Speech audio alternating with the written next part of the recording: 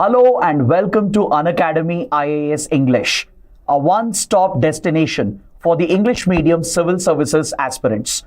Welcome to Unacademy's Current Affairs Navigator. In today's session, we are going to discuss the important current affairs from international relations and as well as from internal security. The discussion will be based on those developments that occurred between the 5th of November to the 20th of November. During these 2 weeks, there were a number of important developments in IR and as well as in internal security. So let's cover all these topics in detail and let's look at the topics before we start the discussion. I have chosen 9 important topics.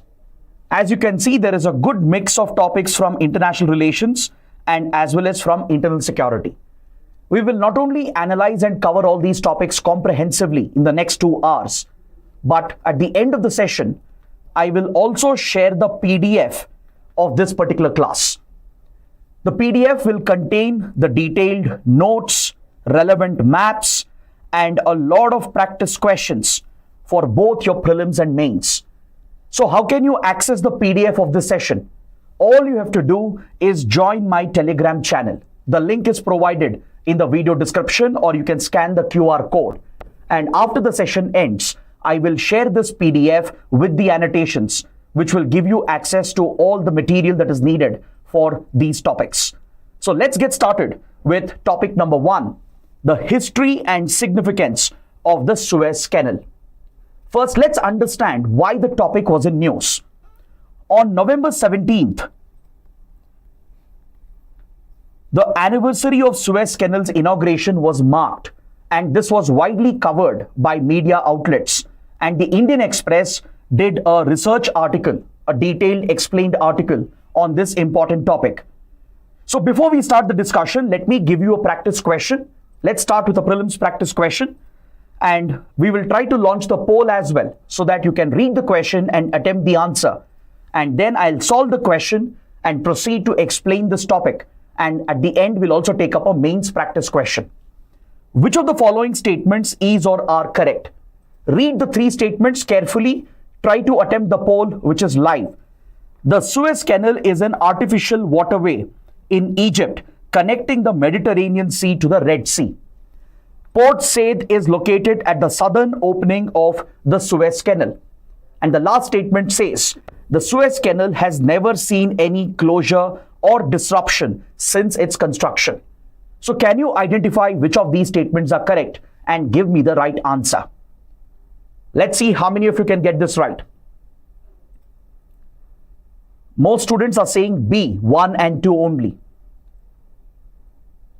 Okay, but let me tell you, but majority of the students are getting the wrong answer. Statement number 1 is definitely correct. The strategic Suez Canal, which is a choke point and a crucial maritime trade route, it connects the Mediterranean Sea with the Red Sea, and it is located in Egypt. But statement 2 and 3 are incorrect. Why? Because Port Said is located at the northern opening of Suez Canal towards the Mediterranean Sea, not towards the Red Sea. Third statement is also incorrect because Suez Canal has seen few disruptions, which has had a huge impact on global trade.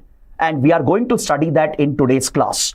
So the correct answer would be option A, 1 only. Only the first statement is correct.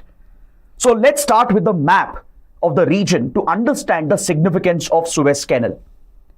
The Suez Canal, as I mentioned, is located in Egypt, and it connects the Mediterranean Sea with the Red Sea.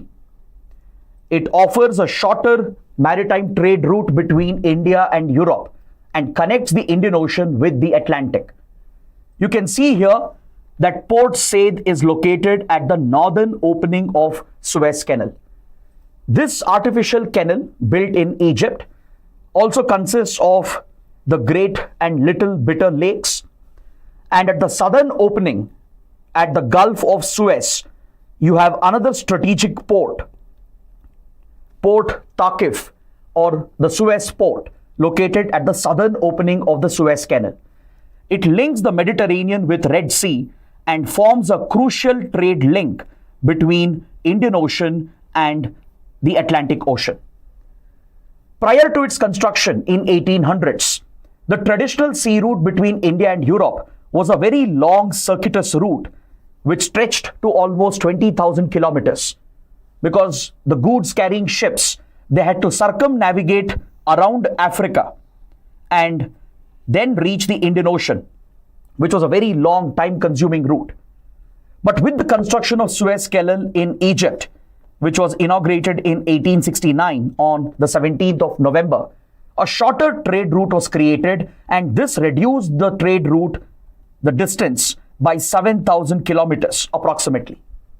It reduced the travel time, the travel cost, and brought India closer to Europe. And today it plays a critical role in linking the global economy. So let's dive a little deeper into this topic. The context is that on November 17th, the anniversary of Suez Canal was marked. There were many articles in several newspapers talking about its history and significance. That is why we are taking up this discussion. So let me give you some interesting and important facts about the significance of Suez Canal, which can be important for our exams. According to data, 12% of the global trade passes through the Suez Canal route. 12% of the global commerce passes through this strategic choke point that links the Red Sea with Mediterranean through the Isthmus of Suez.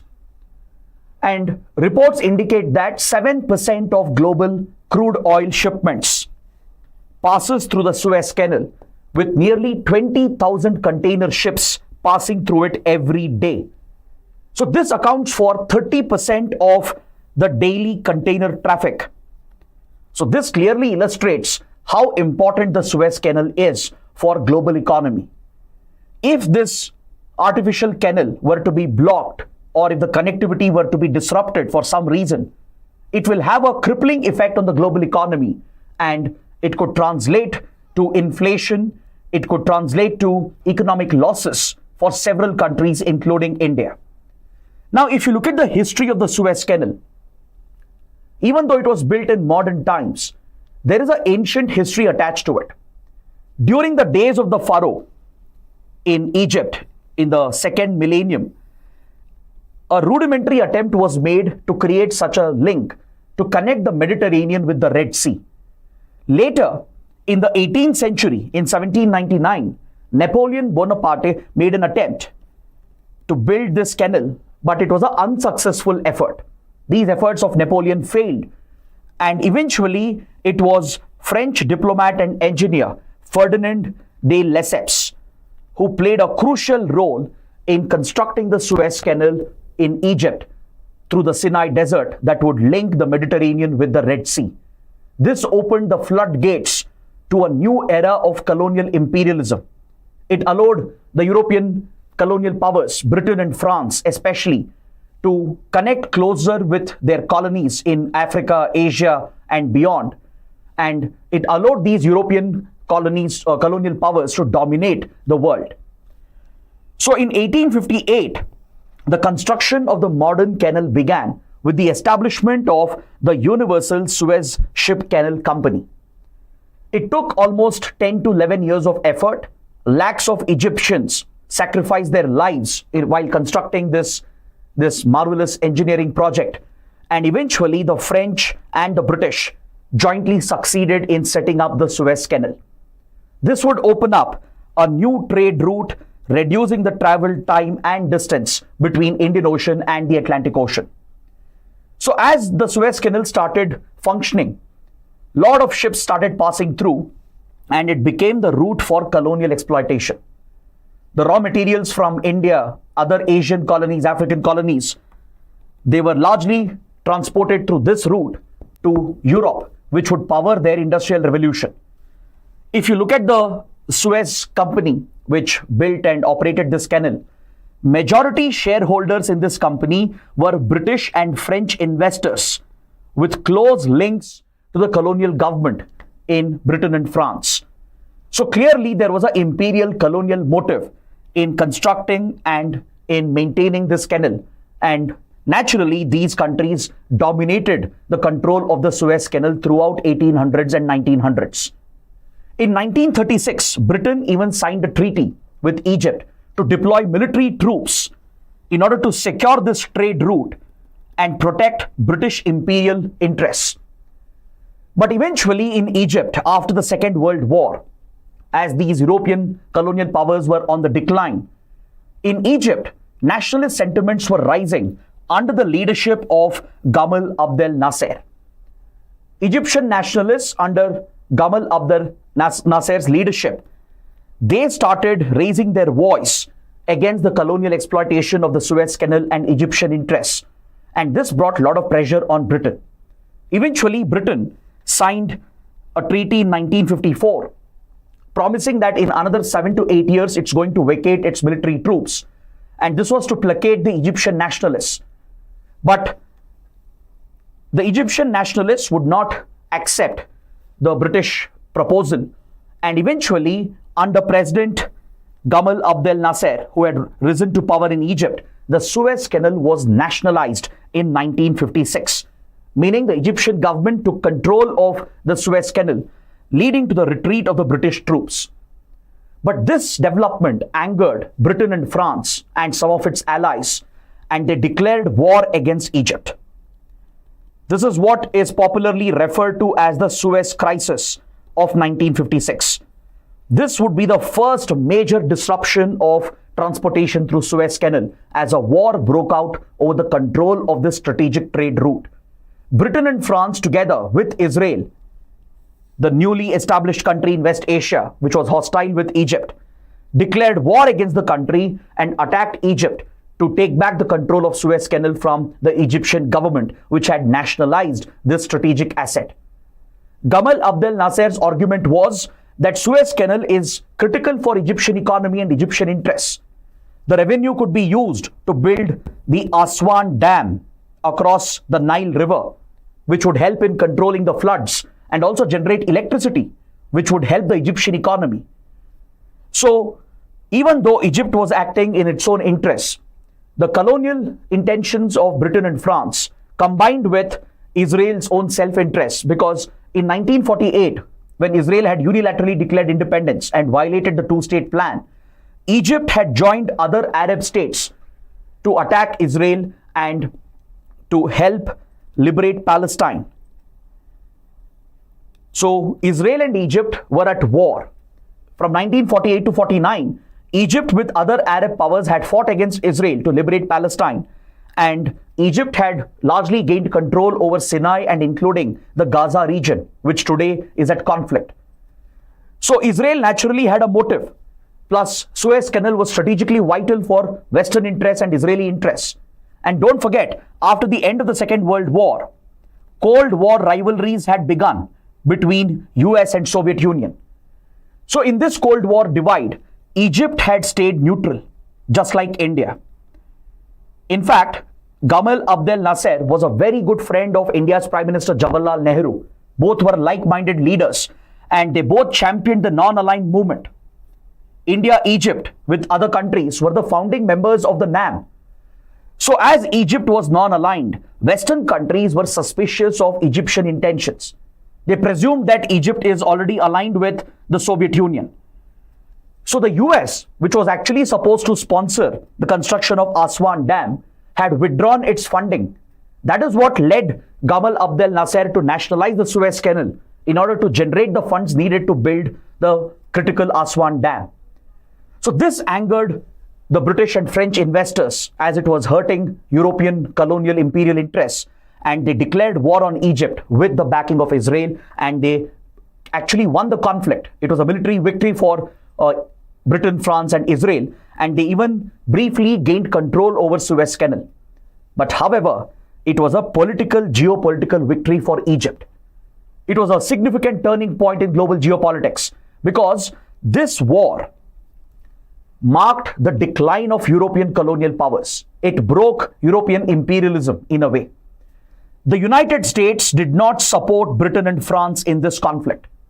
In fact, both US and USSR were critical of Britain and France and how they were serving their own self-interests, even at the cost of hurting the global economy.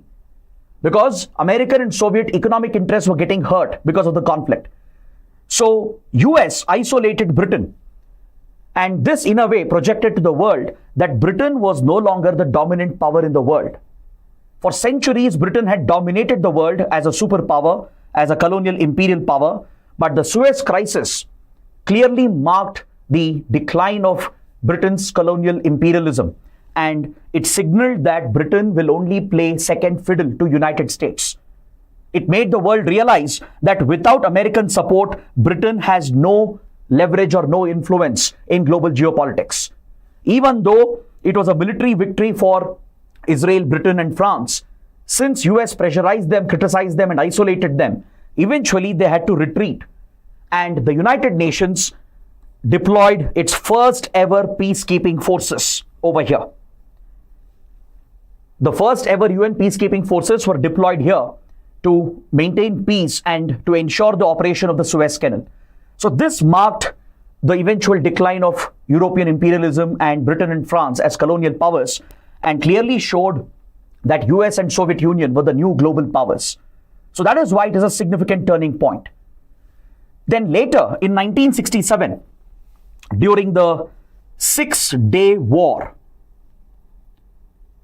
between Arab states and Israel, we again saw a disruption of transportation through Suez Canal.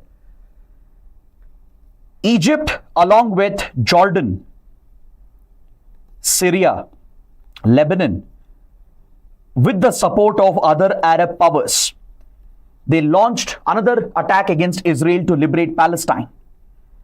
This is what is referred to as the 6-day war of 1967. So during this period, Egyptian President Gamal Abdel Nasser had ordered the UN troops to leave the Sinai desert. Egypt wanted complete control over the Suez Canal, and Israel felt threatened by it. So in the midst of the Arab-Israel war, Israel not only defeated these Arab powers, it occupied a significant territory from some of these countries. It would significantly capture Palestinian territory, both in Gaza and West Bank. It captured the Golan Heights from Syria. It even captured the Sinai Desert, which was the link to the Suez Canal. So this again led to the disruption as Egypt closed operations of the Suez Canal for the next 8 years. And only after peace was established between Israel and Egypt through the Camp David Accords, which was mediated by United States in 1979, it was only from 1970s that complete operations were resumed at the strategic Suez Canal. So it clearly shows that there have been instances of such blockades and disruptions which has hurt the global economy. In fact, recently as well, in 2021, there was a shipping accident which led to the blockade of the Suez Canal. A large container ship, which you see here in this image, owned by a shipping company called Evergreen. This container ship, named as MV Ever Given, it ran aground in the Suez Canal and blocked the container traffic, leading to a massive traffic jam on both sides of the Suez Canal. This disrupted global shipping for several days, and the losses were estimated at $400 million for every single hour of disruption. This highlights the economic and strategic significance of the Suez Canal. Even Indian economy was hit when the Suez Canal was disrupted in 2021. And that is why I feel this topic is very, very crucial. In fact, UPSC has already asked a mains question on the Suez crisis back in 2014. So please look at this previous question from 2014 mains paper. What were the events that led to the Suez crisis in 1956? How did it deal a final blow to Britain's self-image as a world power? Now, please take up this question for your answer writing practice. Now, I still feel there can be a repeat question on Suez Canal because recently the same trade route has been disrupted because of the attacks carried out by the Houthis, who have been targeting Israel over the Gaza war.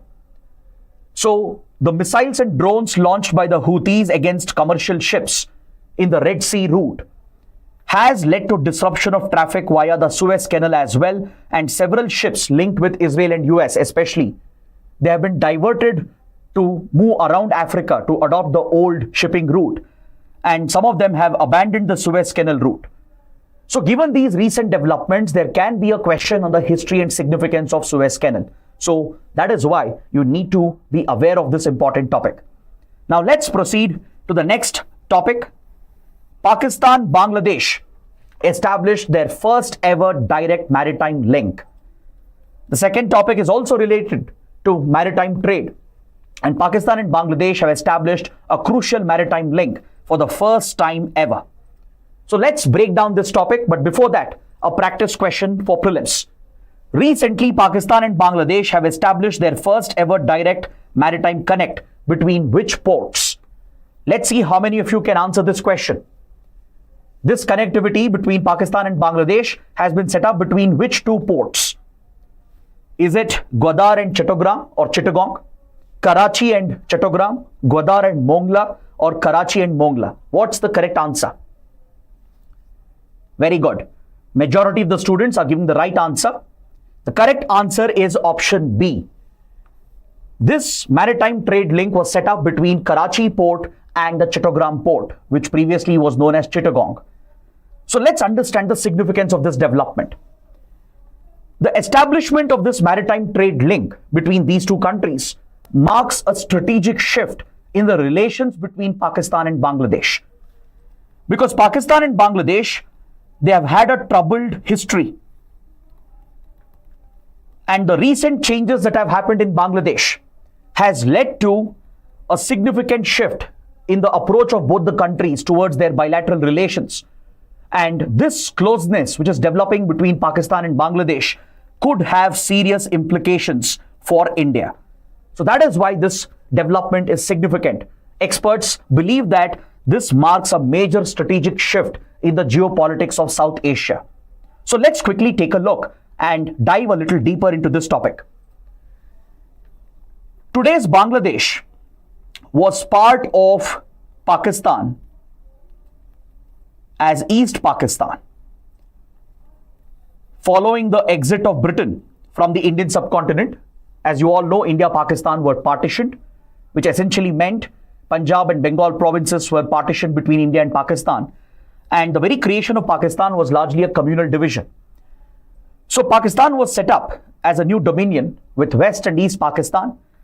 And in East Pakistan, the Bengalis, who were the dominant community, they felt that they were being dominated by the Punjabi elite from West Pakistan. As Pakistan transitioned into a theocratic state and adopted a rigid form of religion, and the military started playing a critical role in Pakistan's politics in West Pakistan, the Bengalis in East Pakistan realized that the Punjabi elite from West Pakistan were dominating Pakistan's politics, and they were not giving equal treatment and respect to the Bengali language, the Bengali culture, and they felt that they were being discriminated and oppressed. This resentment eventually turned into a struggle for liberation. Pakistan tried to crush the Bengali sentiments, the nationalist sentiments, and eventually Pakistan went on to commit a horrific genocide in 1970-71. Millions of Bengalis were slaughtered. Brutal killings were carried out under Operation Searchlight in 1971. Large-scale murders were committed, and the nationalists of the Bengali liberation movement were specifically targeted. So this left behind a deep imprint on the society of Bangladesh post its liberation. Now, this is where you should understand the role of India as well. India went on to play a critical role in this conflict that was emerging in East Pakistan.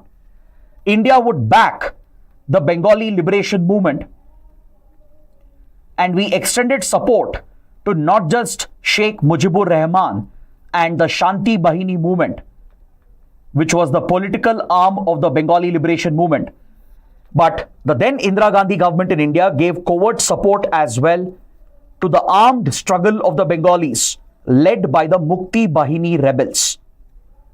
India's RAW, Research and Analysis Wing, which is India's external intelligence agency, which was newly set up in 1968, would go on to destabilize East Pakistan on the orders of Prime Minister Indira Gandhi, and India would play a direct role in giving funds, arms and weapons and training to Mukti Bahini rebels who would destabilize East Pakistan. Eventually, this led to the India-Pakistan War of 1971, and India decisively won the conflict and defeated Pakistan and broke the country into two parts. So thus, India aided in the liberation efforts of Bangladesh and played a pivotal role in the creation of Bangladesh. Thus, India had changed the very future of South Asia. The map of South Asia was altered by India. So post the liberation, the nationalist elements in Bangladesh, especially the Awami League, which was headed by Sheikh Mujibur Rahman, the founding father of Bangladesh, would be grateful towards India's contribution and would adopt a pro-India policy and would favor India, and it would obviously adopt an anti-Pakistan approach. Because during the genocide that was committed against Bengalis, Pakistani army had committed brutal atrocities, war crimes, crimes against humanity had been committed. Pakistan even relied upon these mercenaries known as Razakars, who were employed by the Pakistani army to carry out these brutal killings of Bengalis. So people of Bangladesh, especially the nationalist faction, which backed Awami League and stood with Sheikh Mujibur Rahman in their fight for independence, they hated the role of Pakistan and they wanted Pakistan to be held accountable for these crimes. Pakistan would never apologize for these crimes. In fact, Pakistan even tried to shift the blame on India. Even today, Pakistan teaches the wrong history in its textbooks to its children, that it was India which instigated the 71 war. It has whitewashed its own crimes, its genocide against the Bengalis, and it has tried to pin the entire blame on India. So Pakistan has never issued a formal apology, and this has never been well received in Bangladesh by the nationalists and by the Awami League. So whenever Awami League has been in power, it has always been pro-India and it has issues with Pakistan, which goes back to the 1971 conflict. So when Sheikh Hasina became the Prime Minister, first in 1996 for one term, then in 2009 for 3 consecutive terms, Sheikh Hasina, the daughter of Sheikh Mujibur Rahman, would build a close relationship with India and assisted India in dealing with all the challenges in the region. Because between mid-1970s and early 2000, in those 3 decades, Bangladesh had fallen under military dictatorship and certain governments which were pro-Pakistan. The military regime in Bangladesh that ruled the country for several years in the 70s and 80s, and the BNP government, the Bangladesh Nationalist Party, they were all aligned towards pro-Pakistan, because in Bangladeshi society, there has always been this divide between the secular nationalists on one side, represented by Awami League and leaders like Sheikh Hasina, who are pro-India, who are grateful to India's efforts in 1971. And on the other side, you have the radical pro-Pakistan elements, the Islamist elements, aligned with radical extremism, aligned with Pakistan's interests and willing to target India. And as a result, these pro-Pakistan governments from 70s to early 2000, they were anti-India. They even gave shelter to several Northeast insurgent groups, from Ulfa to NSCN to Bodo insurgents. They were all sheltered in East Pakistan by Pakistan before 1971.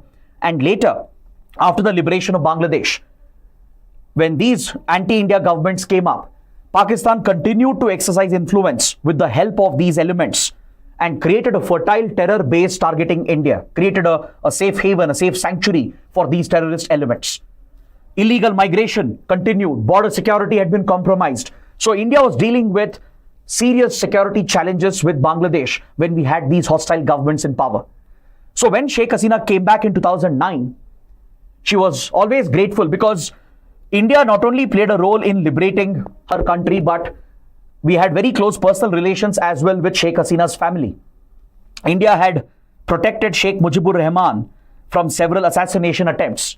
Eventually, the pro-Pakistan radical elements assassinated Mujibur Rahman's family in 1974-75, and they had toppled the Awami League government.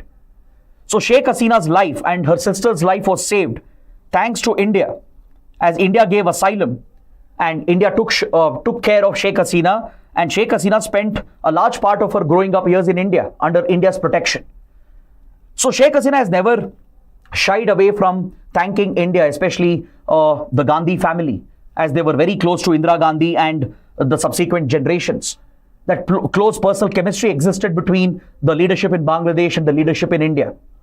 She has been even awarded the Indira Gandhi Peace Prize later for all the efforts of Sheikh Hasina in helping India to crack down on these terror sanctuaries which were cultivated by Pakistan and the anti-India elements in Bangladesh. So Sheikh Hasina has repeatedly thanked India for all the contribution. So be it under Prime Minister Manmohan Singh or be it under Prime Minister Modi, Bangladesh under Sheikh Hasina was pro-India, and in 2009-2010, all the security threats were tackled, be it the border security problems such as drug trafficking, arms trafficking, illegal migration, or be it the terror sanctuaries that existed for Northeast insurgents. They were all wiped out and close economic ties and strategic ties had developed. But today we have suffered a big setback. As we have discussed in previous sessions, Sheikh Hasina became highly unpopular because of her authoritarian tendencies and her approach to prosecute the war criminals led to her unpopularity. In fact, when she came back to power in 2009, she had even set up the International Crimes Tribunal in 2010 to prosecute the Razakars who collaborated with Pakistani army in 1971 and the Pakistani then officials who were involved in these war crimes and genocide. Many were prosecuted and even hanged and given the death punishment. For example, radical outfits like Jamaat-e-Islami were banned by Sheikh Hasina's government. Its leader was convicted by the International Criminals Tribunal and was given the capital punishment. So when Bangladesh was securing justice for the victims of 1971 by prosecuting these war criminals, Pakistan expressed support for these war criminals. Pakistan criticized the approach of Sheikh Hasina's government and it showed sympathy for radical elements and extremist elements in Bangladesh. So that shows the divide that had existed between Bangladesh and Pakistan, a historical difference that had persisted. Now with the removal of Sheikh Hasina, the stage has been set for the return of pro-Pakistan elements into power, and that might have already happened in the last few months. So as I said, Sheikh Hasina became highly unpopular because of some of her policies, economic policies and policies related to reservation, where liberation fighters, the freedom fighters of Bangladesh and their subsequent generations had been given reservations. So this policy became highly unpopular, where students protested against her policies. The economic downturn as well was responsible for her unpopularity. And Sheikh Hasina was also seen as an authoritarian leader of late because she was cracking down on parties like BNP and extremist factions like Jamaat and other radical outfits. So this led to allegations that Sheikh Hasina was turning into a dictator. She was turning into an authoritarian leader, and her unpopularity had grown. And this led to massive protests recently, and Sheikh Hasina was thrown out of power, and eventually she took shelter again in India. Even now, she remains under Indian protection as of now, as an interim government has taken over in Bangladesh. Now, if you look at the interim government headed by Muhammad Yunus, most of the members of the government belong to parties like BNP, the Jamaat-e-Islami, and other factions which are always considered as pro-Pakistan and anti-India. We are already seeing the impact of this. There have been targeted attacks against the Hindu community as well. The communal divisions have been opened up. The radical Islamist groups have been targeting Hindu temples, even churches and Buddhist places of worship. And as you all know, recently, the leader of a Sanatan group, who is also a leader of the ISKCON community, has been targeted. And there has been large-scale targeted violence against religious minorities. So this is something that concerns India, worries India. So in the middle of this, for Pakistan and Bangladesh to establish this direct maritime link, it is a very significant geopolitical development. Experts are looking at this development as a strategic shift of Pakistan and Bangladesh, which could reshape the future geopolitics of South Asia. Because this shows the rise of pro-Pakistan elements in Bangladesh, the rise of anti-India sentiments, which could compromise Indian interests. So a sea link between Karachi and Chittagong, which encircles India, could be seen as a strategic threat by India as well. Not just as an economic threat, but also as a security threat. So that is the significance of this development. So please take down this mains practice question. Why the establishment of the first ever direct maritime link between Pakistan and Bangladesh could mark a turning point in the subcontinent's history? Illustrate. So you will have to provide the historical context and then explain the strategic significance of this development. So now, before I take up the next topic, let's see if there are any doubts, any questions related to the first two articles. So please let me know in the comment section if you have any questions. Any doubts, please go ahead and let me know. Rahul is asking why it is the first time that direct maritime connect has been set up between Pakistan and Bangladesh. As I explained, Pakistan-Bangladesh didn't have very good friendly relations, especially when Awami League was in power. So now that Awami League has been toppled, thrown out of power, so it has opened up a fresh era of relations between Pakistan and Bangladesh. So that is why the two countries have set up a direct maritime connectivity.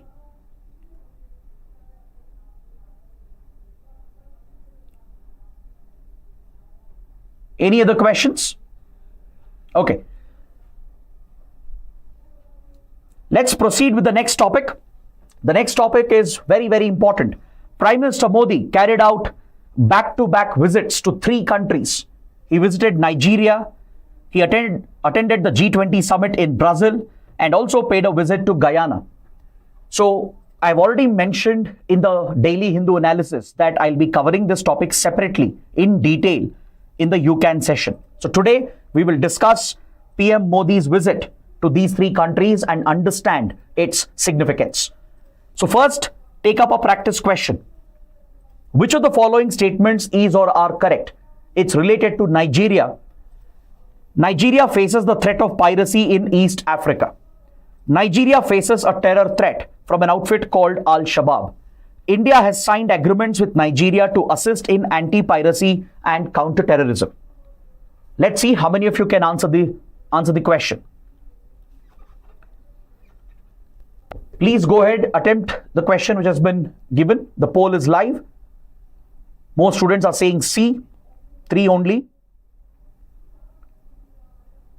Many of them are saying D as well. The correct answer would be option C, 3 only. Statement 1 and 2 both are incorrect. Why? Because Nigeria, it does face a threat. It does face a threat from piracy, but not in East Africa. It's not an East African country. If you know anything about the geography of Africa, you would know where Nigeria is located. It's a very important West African country. It's a West African economy.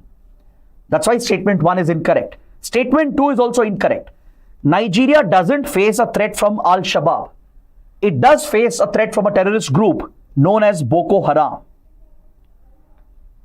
Not from Al-Shabaab. Al-Shabaab operates in Somalia, in East Africa, which is also linked with piracy in the Indian Ocean. So that is why statement 1 and 2 are incorrect. Statement 3 is correct. India has built a strategic relationship with Nigeria focused on defense and security. And we work together in the field of anti-piracy and counter-terrorism because we have common concerns. So let's look at this topic in slight detail. Let's start with the map of Nigeria. Nigeria, as I told you, is a West African country located in the western part of Africa. It faces this strategic water body, the Gulf of Guinea, which is part of the Atlantic Ocean. In the Gulf of Guinea, which is crucial for African trade, there is large-scale piracy and organized crime, which is widely prevalent. As you all know, African countries are blessed with resources. So, sea connectivity is crucial for these coastal states to ship their resources abroad. So, piracy and organized crime, which is rampant in Gulf of Guinea, is a threat for transportation and for maritime links in this region. In the northeast part of the country, there is a terrorist group as well called Boko Haram, which was previously aligned with Al-Qaeda. Now it has shifted its allegiance to ISIS or Islamic State.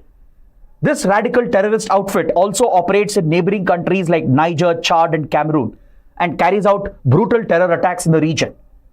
So Nigeria is very badly affected by terrorism, piracy, and organized crime, such as drug trafficking, arms trafficking, etc. So that is why India and Nigeria have very close ties in the security and defense domain.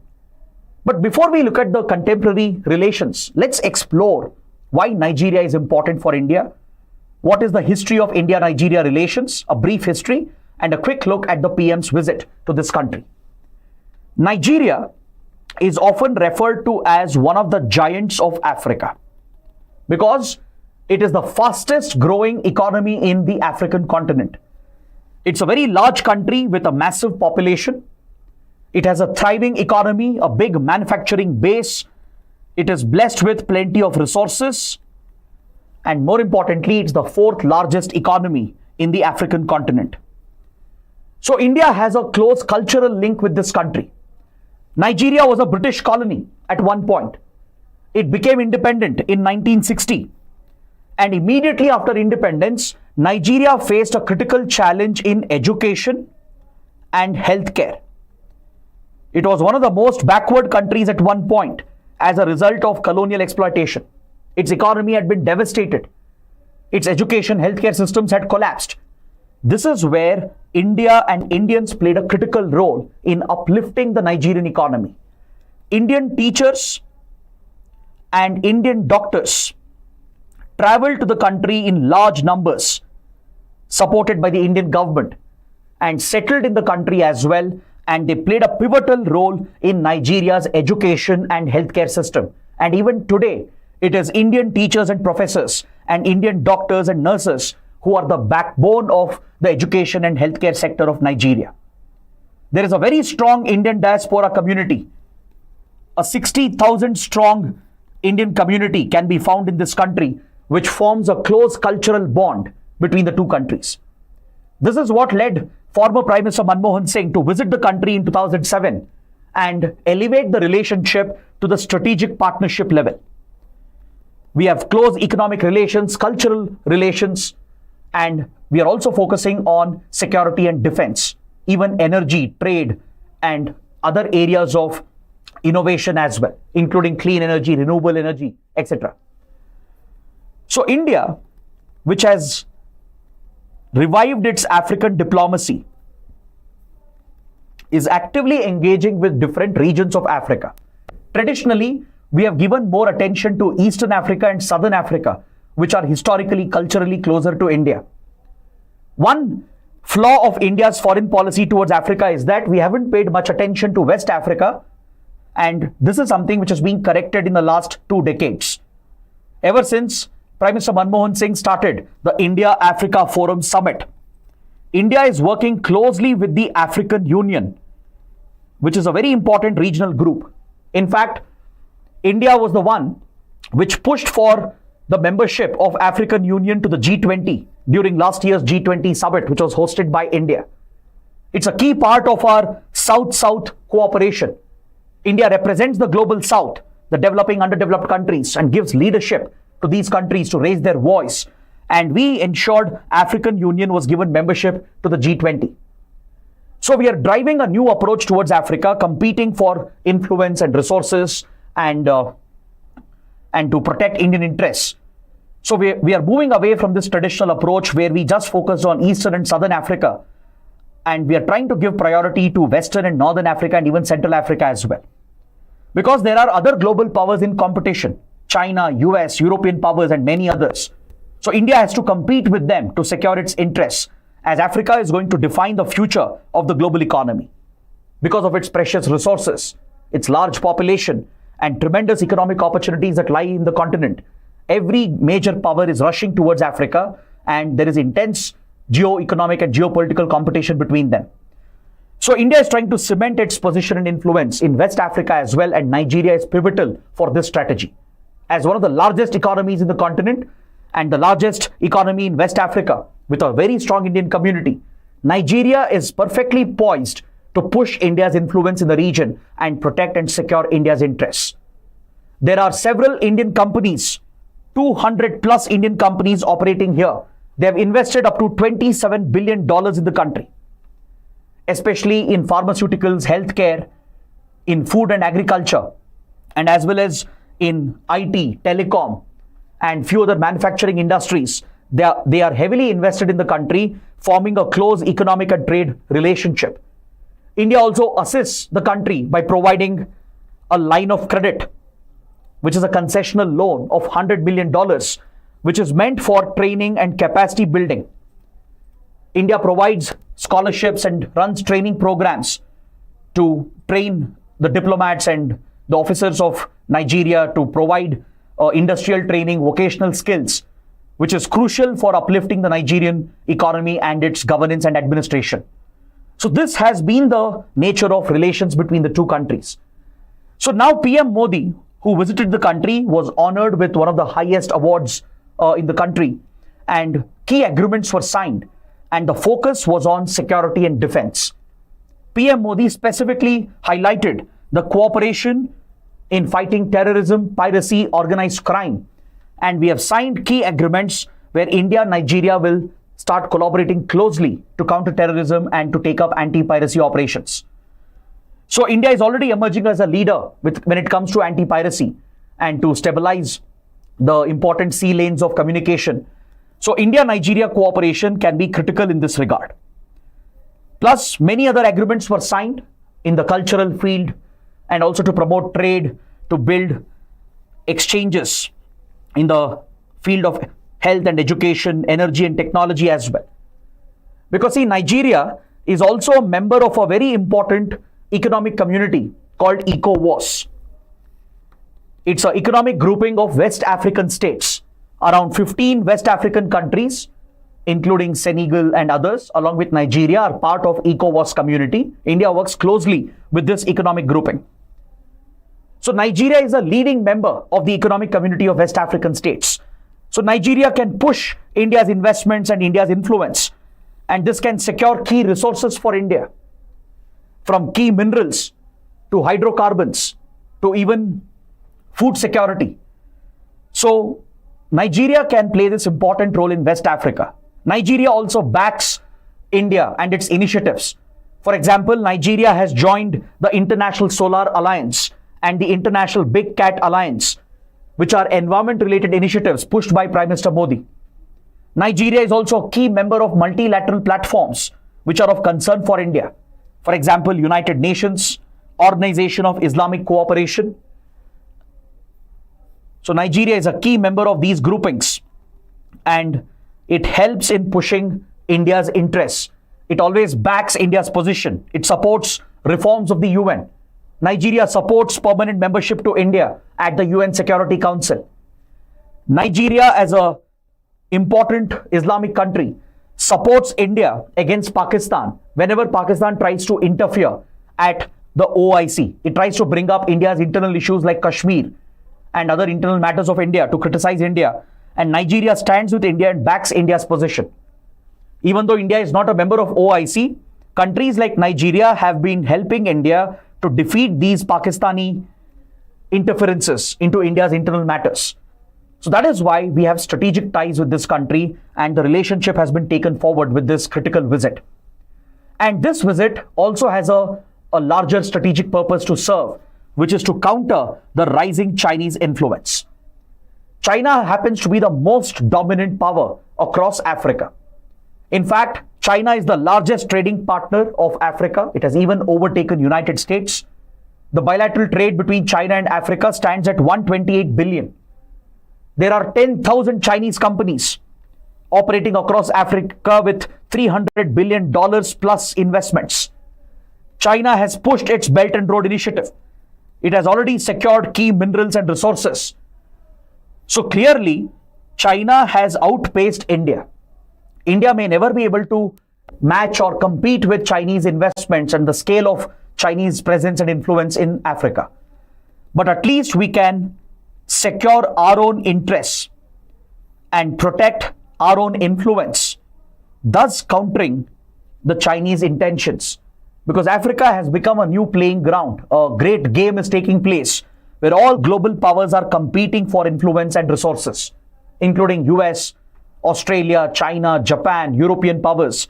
They're all in competition. So India has to get hold of its own pie, its own share. And unlike China, India builds mutually beneficial partnerships. China is seen as a one-sided transactional power. It only builds transactional relations. Its only interest is to secure resources and build its influence. Usually, Chinese projects do not contribute to the local economy, or it doesn't create local jobs. On the other hand, India's initiatives has always been designed to be mutually beneficial. Be it soft power initiatives like the Pan-African e-network project, through which we have extended tele-education, telemedicine to multiple African nations, or ITEC program, Indian Technical and Economic Cooperation, which is a capacity building training program. Multiple African countries benefit from these Indian initiatives. Today, India is investing in infrastructure as well. We are securing key resources from hydrocarbons to critical minerals. So this is how India is trying to counter the rising Chinese influence to protect India's own interests. So please take up a mains practice question. Examine the recent developments in India's relations with Nigeria. Why is West Africa crucial for Indian interests? Given that African diplomacy has become a priority for India, such a question can be anticipated. Now let's proceed with the discussion and cover the remainder of the visit of the PM. Because after visiting Nigeria, Modi also traveled to Brazil to attend the G20. Then he traveled to Guyana. Both these visits were very important. So let's quickly sum up this visit and understand the key developments. And then we'll look at some internal security topics. So Prime Minister Modi attended the G20 in Brazil. The G20 has become a key platform where the top economies come together to deal with global economic and financial challenges. And they also deal with all the global issues, including the ongoing conflicts. So there was a lot of hope and anticipation that at the G20 summit in Rio, in Brazil, there would be a possible debate and a solution for the conflicts in West Asia, the Gaza war, the war between Israel and Hezbollah, or the hostility between Israel and Iran, and of course the Russia-Ukraine conflict. But as expected, the G20 hasn't made any breakthrough. There hasn't been any significant development as such on these big global issues. But otherwise, there have been some outcomes, and especially a couple of them can be important for our exams. So PM Modi attached a lot of priority to this visit because right now India is part of the G20 Troika. The G20 Troika consists of 3 member countries, which includes the current presidency, the last year's presidency, and next year's presidency. As you all know, in 2023, India held the presidency of G20 and we hosted the G20 summit. So we are part of the Troika, which takes the key decisions and pushes the agenda of the G20, along with Brazil, this year's host, along with South Africa, which is the next year's host. Now the best part is India has common interests with Brazil and South Africa. We even have a trilateral group called IBSA that represents the global south. The IBSA countries are like-minded democracies from 3 different continents. So these countries, which are all developing economies, they've always prioritized the interests of the global south. This is what India championed as well at last year's G20. The theme of India's G20 was One Earth, One Future, One Family. We championed the philosophy of Vasudhaiva Kutumbakam. And India specifically highlighted the issues of the global south. We even started Voice of Global South Summit and ensured that the voice of global south countries was heard at G20. Prior to last year's G20, India hosted the first ever Voice of Global South Summit to generate their views and concerns and present this at the G20 in front of the top economies to try and resolve them. After the summit was hosted by India, we held the second Voice of Global South Summit and gave an update to all these developing, underdeveloped countries. Recently, we hosted the third Voice of Global South Summit as well. So at the G20 in Brazil, definitely India's priority was to follow up on these commitments concerning the global south. So Brazil and South Africa, which are also part of the Troika, worked together with India to again push the agenda of the global south, the developing, underdeveloped nations, to secure and protect their interests. And that is a key highlight of this year's G20. Now, those of you who don't know what is the G20, it is a multilateral grouping which gained prominence after the 2008-2009 financial crisis. Until then, the global economy was largely dominated by the G7 or the G8, which included only the top industrialized economies of the world. After the 2008-2009 recession, the G20 became a key platform that brought finance ministers and the governors of central bank of the top 20 economies together. And eventually it was elevated to the summit level, bringing the leaders of these countries together. So it includes 19 top economies of the world, 19 countries with 2 regional organizations, the European Union and the recently added African Union. So these are the member countries, the top 19 economies of the world, 19 countries with European Union and African Union. So as I mentioned, African Union was added at India's insistence during last year's G20 summit. Now let's quickly look at the outcomes, the key outcomes at Rio. If you look at the Rio Declaration, it's a very long document and honestly, there was no significant outcome. You don't have to waste your time in reading about the Rio Declaration or going through the outcomes of the G20 in Brazil. So I will summarize it for you quickly. There was a discussion on climate finance because the climate change summit was coming up at Baku in Azerbaijan.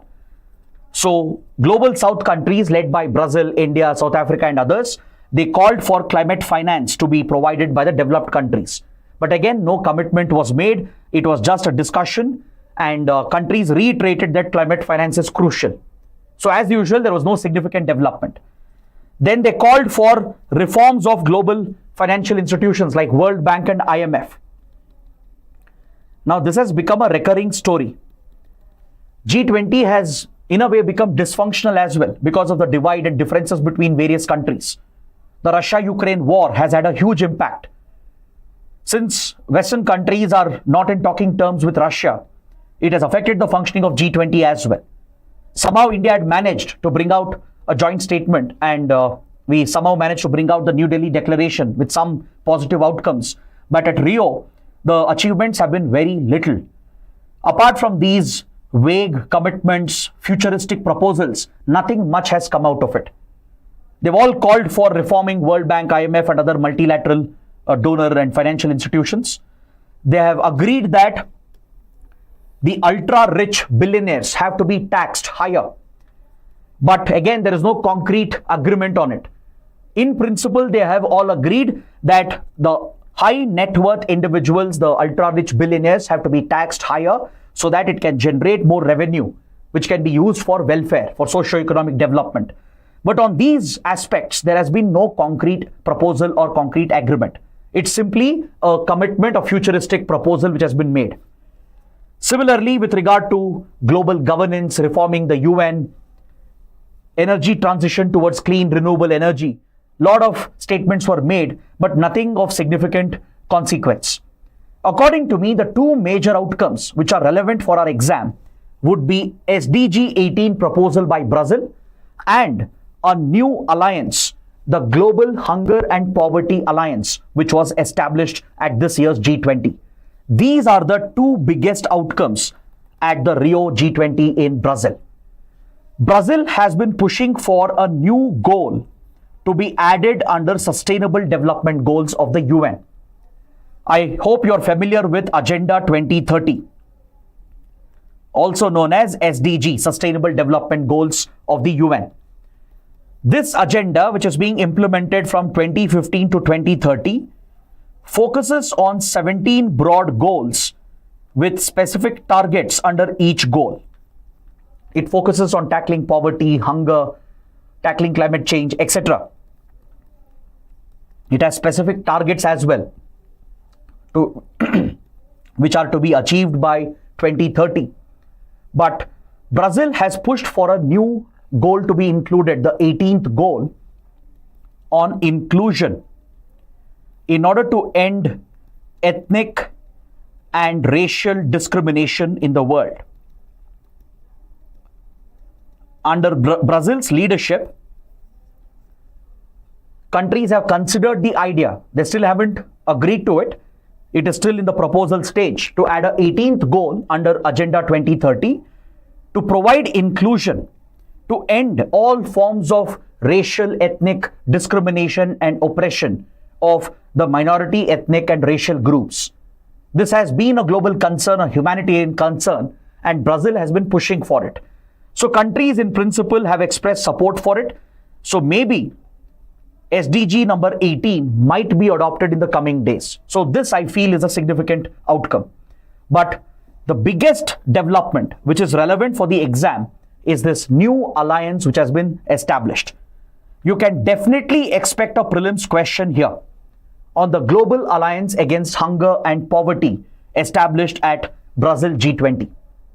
So this alliance focuses on one of the key targets of Sustainable Development Goals, which is to end poverty and end hunger and malnutrition. According to G20, the progress of the countries towards eliminating poverty and hunger is inadequate. Studies have clearly shown that countries may not achieve the SDG targets on poverty and hunger. By 2030, the world will have 622 million people who are below the extreme poverty line, which is double the target level. If you look at hunger, the numbers are equally worse. By 2030, 582 million people will be living with severe hunger and malnutrition, which clearly marks the failure of SDG goals. So to tackle these pressing challenges, countries are coming together to form this global alliance pushed by Brazil, and it has been adopted and launched. 81 countries, including India, have signed and ratified their membership. It also includes many international organizations, including a number of UN-related agencies and specialized agencies. Financial institutions like World Bank, IMF, and many others are also part of the alliance, with charitable organizations and some non-government civil society organizations. So it's a multi-stakeholder alliance, including 81 governments, which includes India as well, plus global organizations and philanthropic institutions as well as NGOs. They are coming together to share their expertise, to share their policy expertise with each other, so other countries can learn from the best practices.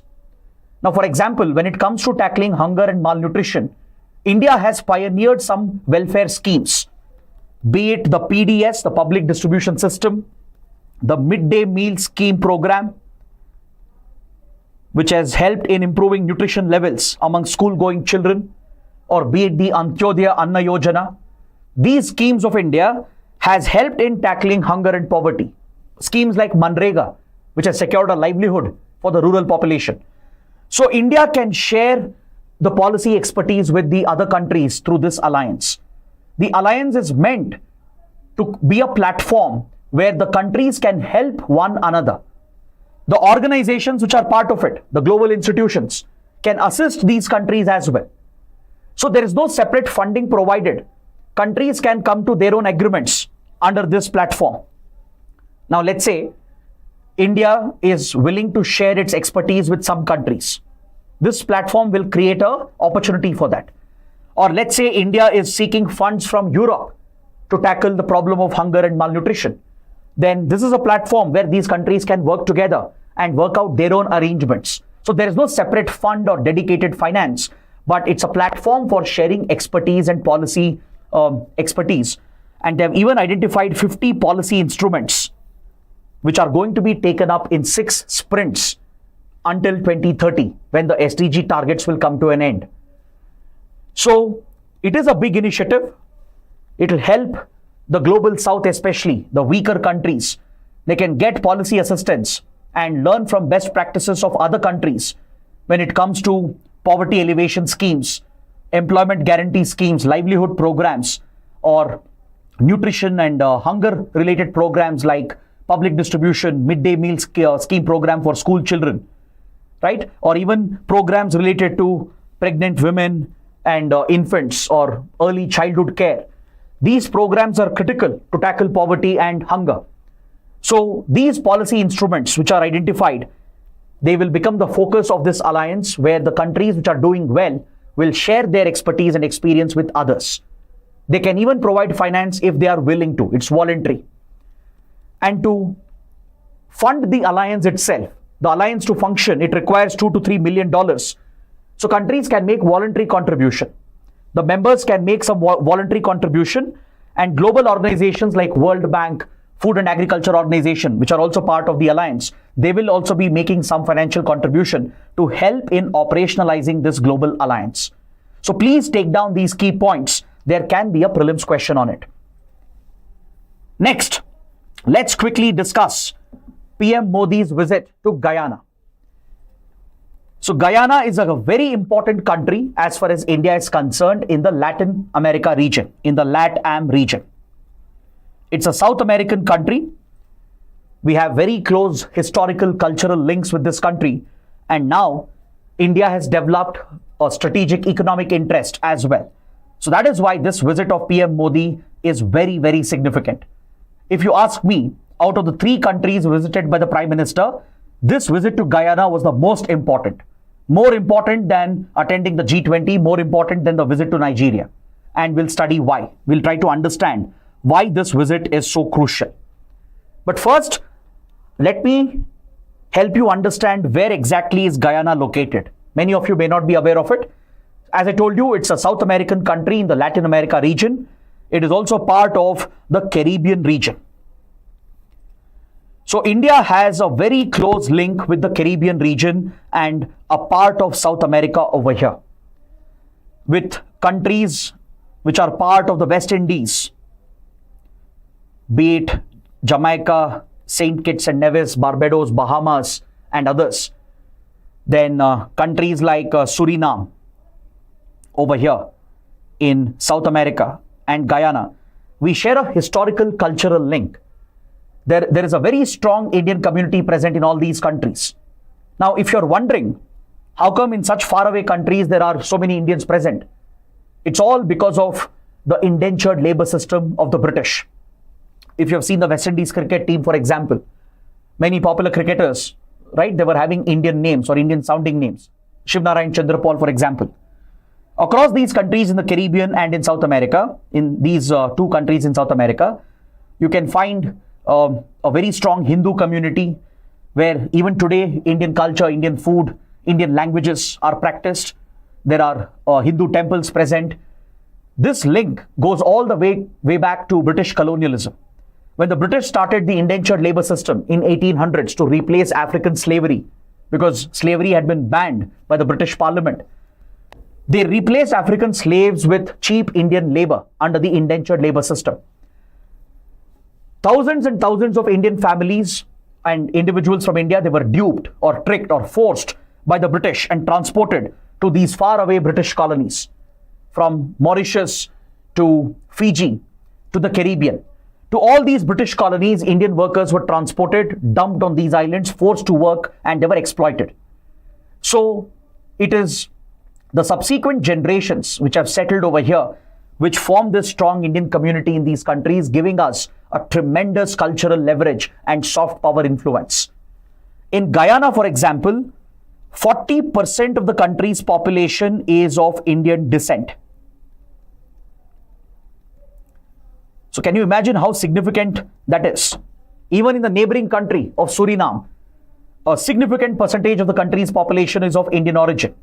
In the Caribbean belt, across these Caribbean island countries, a significant chunk of the population, they are of Indian origin. So that is why our relations are very crucial. We enjoy a natural advantage in this region, which we should capitalize. So PM Modi's visit to Guyana is very, very important because after 56 years, an Indian PM is visiting the country. The last Prime Minister to visit was Indira Gandhi in 1968. After that, India hadn't paid much attention, even though we maintained close cultural ties. We didn't really promote our strategic interests as much as we wanted. But now the time has come because something dramatic has happened in Guyana. Did you know that Guyana has been the fastest growing economy in the world?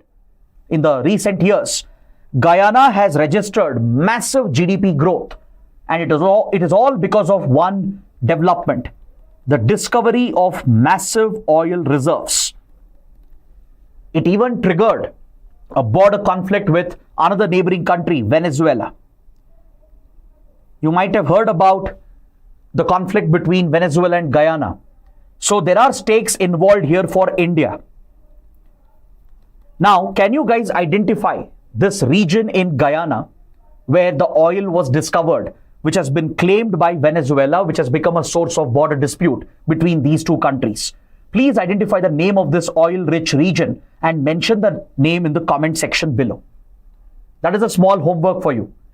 Which is this oil-rich region where oil reserves were discovered recently in Guyana and off the coast of Guyana in the Atlantic towards the Caribbean Sea, which is being claimed entirely by Venezuela. So Venezuela is claiming almost half of the country of Guyana. That is the claim it has raised, which has led to these tensions between these two countries. So India has direct stakes in this, because Guyana can not only become a strategic supplier of oil to India, which can help meet our import demand, but any conflict over the oil reserves could affect the Indian community, because there are 320,000 people of Indian origin in this country. So their well-being, their safety is of direct concern for the Indian government. So that is why the visit of PM Modi is strategically important. So India has started building close economic and defense relations as well. We have recently gifted 2 Dornier aircraft through a concessional loan. Dornier aircraft is primarily used for maritime surveillance. Guyana has a very large exclusive economic zone where a large part of the oil reserves are located. Now, this is where Venezuela is at conflict with Guyana. So India has started supplying military equipment such as the Dornier or the 228 aircraft, which is critical for maritime surveillance. We have assisted Guyana in solar projects. We have trained the officers and diplomats of Guyana. In fact, the current president, Irfan Ali, is a byproduct of India's ITEC program. And the Indian Technical and Economic Cooperation, India's Ministry of External Affairs, runs training and capacity building programs and gives scholarships to students and officials in several countries to train them. Right? We train the diplomats of other countries, the military officers of other countries, police officers, administrative officers of other countries. We even provide vocational training and scholarships to students. So the current president of Guyana is one of the beneficiaries of ITEC program. So this shows India's investments in the country, which has been done in the last 15-20 years. But recently, the Modi government has paid more attention after the discovery of a massive oil reserve in Guyana. Last year, Dr. Jaishankar visited several countries in Latin America, and Guyana was a top priority visit. This has been followed by a visit by the Prime Minister himself. So clearly, there is a strategic motive involved. Because don't forget, Guyana is not part of the OPEC grouping. By the way, please note down, Nigeria is a member of OPEC. We do procure oil from Nigeria as well. It's an OPEC member. India has issues with the way in which OPEC grouping is operating. The Organization of Petroleum Exporting Countries and the related OPEC Plus. It has been dominated by Saudi Arabia and Russia and even United Arab Emirates, and they are largely controlling the supply and thus manipulating the oil prices, which is hurting the Indian economy. Because I hope you know, India has a critical dependency on oil imports. Roughly 85% of our requirement is met through imports. Now this has gone up to 87%, which is a matter of concern. Our oil import bill has shot up and we have a nearly 87% dependency on oil imports. So it's important to diversify the sources. Today we may have reliable suppliers in the form of Russia, Iraq, Saudi Arabia, UAE and many others. But countries like Nigeria, Guyana can also play a key role. Nigeria is a member of OPEC and it can influence the decisions of OPEC on India's behalf.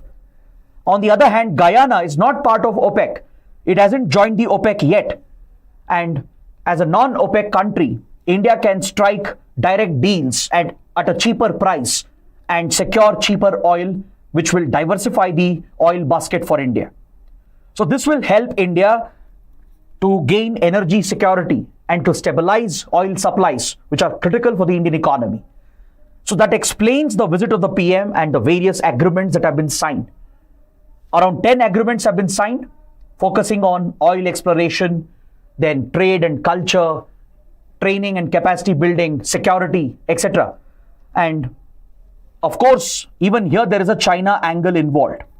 Why? Because China is a major player in Latin America. Through its Belt and Road Initiative, China has already gained a pivotal position across South America and the Caribbean region. In fact, China is challenging the traditional dominance of the US in the LATAM region. So China is way ahead of India. It has secured all the key resources, especially lithium, from countries like Argentina, Bolivia, and Chile. It has built very close ties with Brazil, Peru, and many others. It's making big investments in infrastructure in Central America and in the Caribbean region as well. So this is India's way of countering China in whatever way possible. Because of course, India can never match the scale of Chinese investments. But definitely we can do what is needed to protect our interests and influence. So this is something you should keep in mind as well. There can be a separate question on this because this has a bigger dimension involved, the China-US angle and how India will have to compete with them to protect its own interests. And Guyana can become a reliable oil supplier in the coming days. Plus, the strong Indian community which is present is pivotal for our interests. Now, one last development. Prime Minister Modi, while visiting Guyana, also participated in the second India CARICOM summit. India has been prioritizing its relations with the CARICOM, which is the Caribbean community. The Caribbean nations, which are part of the LATAM region, they have formed a regional group called CARICOM, the Caribbean community. And since 2019, India has been engaging closely with this group. In 2019 in New York, when PM Modi was attending the UNGA summit, India held the first ever India CARICOM summit, and India announced some big investments in the Caribbean region. We even announced concessional loans. We announced infrastructure projects. We have promised assistance in clean renewable energy projects, in climate mitigation efforts, disaster management, energy, solar power, etc. And we have followed up with the second India CARICOM summit, which was held during this visit of the PM at Georgetown, the capital of Guyana. So let's look at the CARICOM group. You can expect a prelims question here as well, a factual, straightforward question. See, this session is basically designed to be a one-stop solution.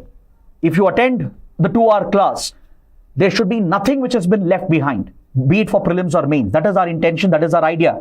So I hope you guys are liking the comprehensive, detailed discussion. So CARICOM consists of 21 countries with 15 full-time members and 6 associate members. It was founded in 1973 through the Treaty of Chaguramas. And which countries are part of it? It includes Guyana and Suriname from South America, which are very close to India because there is a strong Indian community present here. And across the Caribbean, over here, from Bahamas to Antigua, Barbuda, St. Kitts and Nevis, then Trinidad, Tobago, Barbados, across the West Indies, including in Jamaica, India has a big presence. There's a strong Indian community present here. All these countries are part of CARICOM, the Caribbean community. So PM Modi has interacted with all the leaders and has announced the 7 pillars of cooperation between India and CARICOM. PM Modi has a liking for acronyms. Since 2014, we have been getting acronyms after acronyms, but I think this is easy for UPSC aspirants to remember different schemes and programs and foreign policy initiatives. So PM Modi has coined the acronym for CARICOM as well.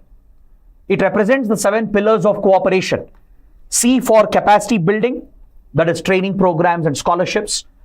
A for agriculture and food security, where India will help these countries to strengthen their agriculture and ensure mutual food security.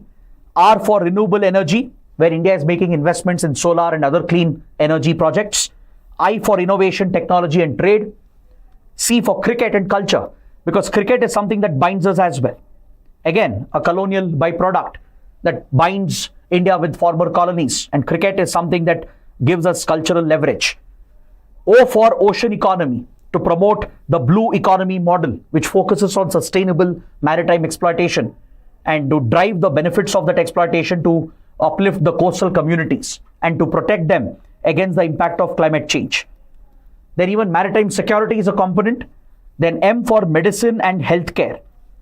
Because in all these countries, wherever you have a strong Indian community, traditional forms of Indian medicine is very popular. The Ayush stream of alternate medicine, Ayurveda, yoga, etc. They are widely popular, even in Mauritius, even in Fiji. So India has promised to set up the Jan Aushadhi Kendras in all these countries and extend support in medicine and healthcare. And PM Modi has also identified the 5 T's of cooperation between India and CARICOM: trade, technology, tourism, talent, and tradition. So this was the key outcome of the second India CARICOM summit, which is important for your prelims exam. So this brings me to the end of discussion on IR topics. Now let's proceed towards internal security topics, which require a detailed analysis. Manipur has been burning again.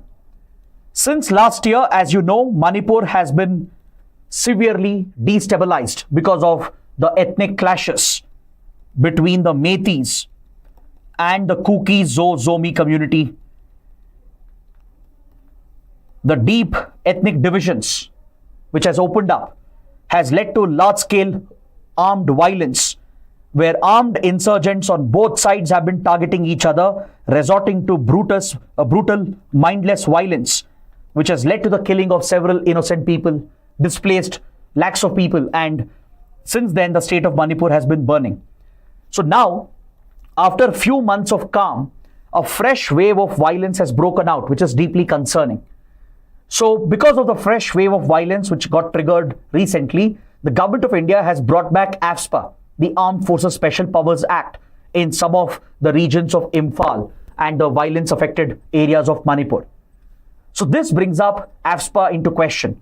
So let's take up a question on AFSPA. Then we will discuss about the development and understand AFSPA as well from a mains perspective. The AFSPA was introduced for the first time by the British to suppress non-cooperation movement, the naval mutiny, Quit India movement, or Champaran Satyagraha. What is the correct answer? Let me know in the comments. Because of late, UPSC has been asking prelims questions from internal security as well. If you look at this year's paper, we had 3 direct questions from internal security. So you can't ignore any subject. Let's see how many of you know this answer. Almost 38% are saying C. But majority of them are saying A. Okay, I'll give you the right answer. The correct answer is Quit India movement.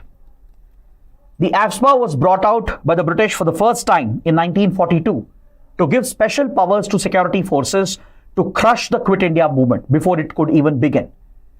It gave extraordinary powers to the police and security forces, and initially there was no intention to continue this controversial law post-independence. So AFSPA was used again in 1947 during partition, as the country was gripped by large-scale communal violence. The communal partition of India-Pakistan triggered large-scale communal riots between Hindus and Muslims. And to contain the riots, AFSPA was briefly used as a temporary provision during partition. But post-independence, AFSPA was not inherited. But as trouble broke out in different parts of India, particularly starting with Northeast India, India brought back this colonial law and started imposing it in certain conflict-hit areas. It started out in the Northeast, then later it was brought in Punjab as well, when the Khalistan movement rose up in 1980s, and later in Jammu and Kashmir as militancy broke out after 1987. So AFSPA has been a very controversial law. Many experts are against it. There have been many committees and reports which have criticized AFSPA, but the government, the security forces strongly defend AFSPA, and they say it is a necessary evil to protect India's sovereignty and security. So let's quickly assess this argument. But first, the context. Recently, the CRPF, which has also been deployed in Manipur to stabilize the security situation, they had an encounter with a Kuki militant group. CRPF alleged that armed Kuki Zo militants opened fire and CRPF troops retaliated the fire, and several Kuki militants were allegedly killed. But Kuki community has denied the allegations. It has said they were not militants, they were civilians from the local villages. Now, during this encounter, around 6 Meiteis were kidnapped, including women and children. There was elderly women as well from the Meitei community, young children. Around 6 of them were kidnapped during this encounter between alleged Kuki militants and CRPF troops. Eventually, their bodies were found floating in a river. All of them were brutally killed by these armed militants, and this instigated the Meiteis, leading to a fresh wave of violence.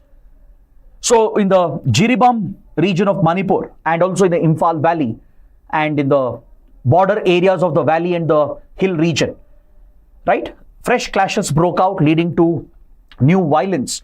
That is what pushed the government to bring in more troops. And now the government has even decided to bring in the Indian Army. Traditionally, Assam Rifles maintains internal security in the northeast and also engages in counterinsurgency operations along with guarding the Myanmar border. Indian Army has been used only for counterinsurgency in the northeast. But given the seriousness of the situation, along with CRPF and other central armed police forces, now the government has even called in the army and deployed in certain areas of Manipur, and AFSPA has been brought back in some of the jurisdictions. In areas like Imphal Valley, for example, if you look at the valley region where the Meiteis are in majority, where they are dominant, AFSPA had been removed several years ago. So in some of the police station jurisdictions, AFSPA has now been brought back. Then in Jiribam, where the incident, the horrific kidnapping and killings took place, even here, to contain the possible retaliation by Meiteis and armed groups associated with the Meitei community, AFSPA has been brought back. Now let's quickly look at what is AFSPA, why is it so controversial? So as I said, AFSPA traces back its roots to colonial days, when it was introduced in 1942 to primarily preempt the Quit India movement. Later, it was briefly used during partition to contain the communal riots, and in post-independent India, AFSPA was not inherited. But as insurgency broke out in Naga areas led by the Naga National Council, which was the first major insurgency for independent India, to deal with the unrest in Northeast India in 1958, AFSPA was introduced by declaring some of the Naga areas in erstwhile Assam as a disturbed area. Gradually, it was extended to other northeastern states as other insurgencies broke out. The Mizo insurgency started in 1960s. In Manipur, insurgency broke out, led by Meiteis on one side, the Nagas and Kukis on the other side. So gradually, AFSPA was extended. It was later imposed in Meghalaya, Assam, Tripura as well. So for several decades, most of Northeast India has been under AFSPA. As Khalistan movement rose in Punjab in 80s, it was brought in Punjab as well. As militancy broke out in J&K post 87, it was imposed and remains in place in Jammu and Kashmir even today. So it has been one of the most controversial laws. Let's see what exactly is this law. As the name itself suggests, it provides special powers to police and security forces in an area which is declared as a disturbed area under the Disturbed Areas Act. When there is an internal security problem with possible cross-border linkages, where extremist elements, armed elements have cross-border support from a neighboring country, in such areas, the region is declared as a disturbed area under Disturbed Areas Act, which paves the way for the imposition of AFSPA. Once AFSPA is in place, it gives tremendous special powers to security forces, to the army, to the Central Armed Police Forces, and even the state police forces. So all the security forces can enjoy these special powers.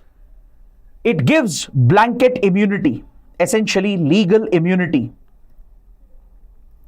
for the actions of security forces in a disturbed area.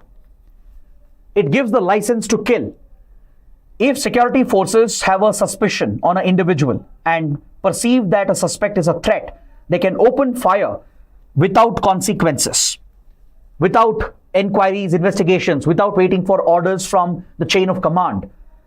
The officers on the ground, since they are dealing with an extraordinary security situation, they are empowered to open fire with the intent to kill the suspect, and there won't be any consequences.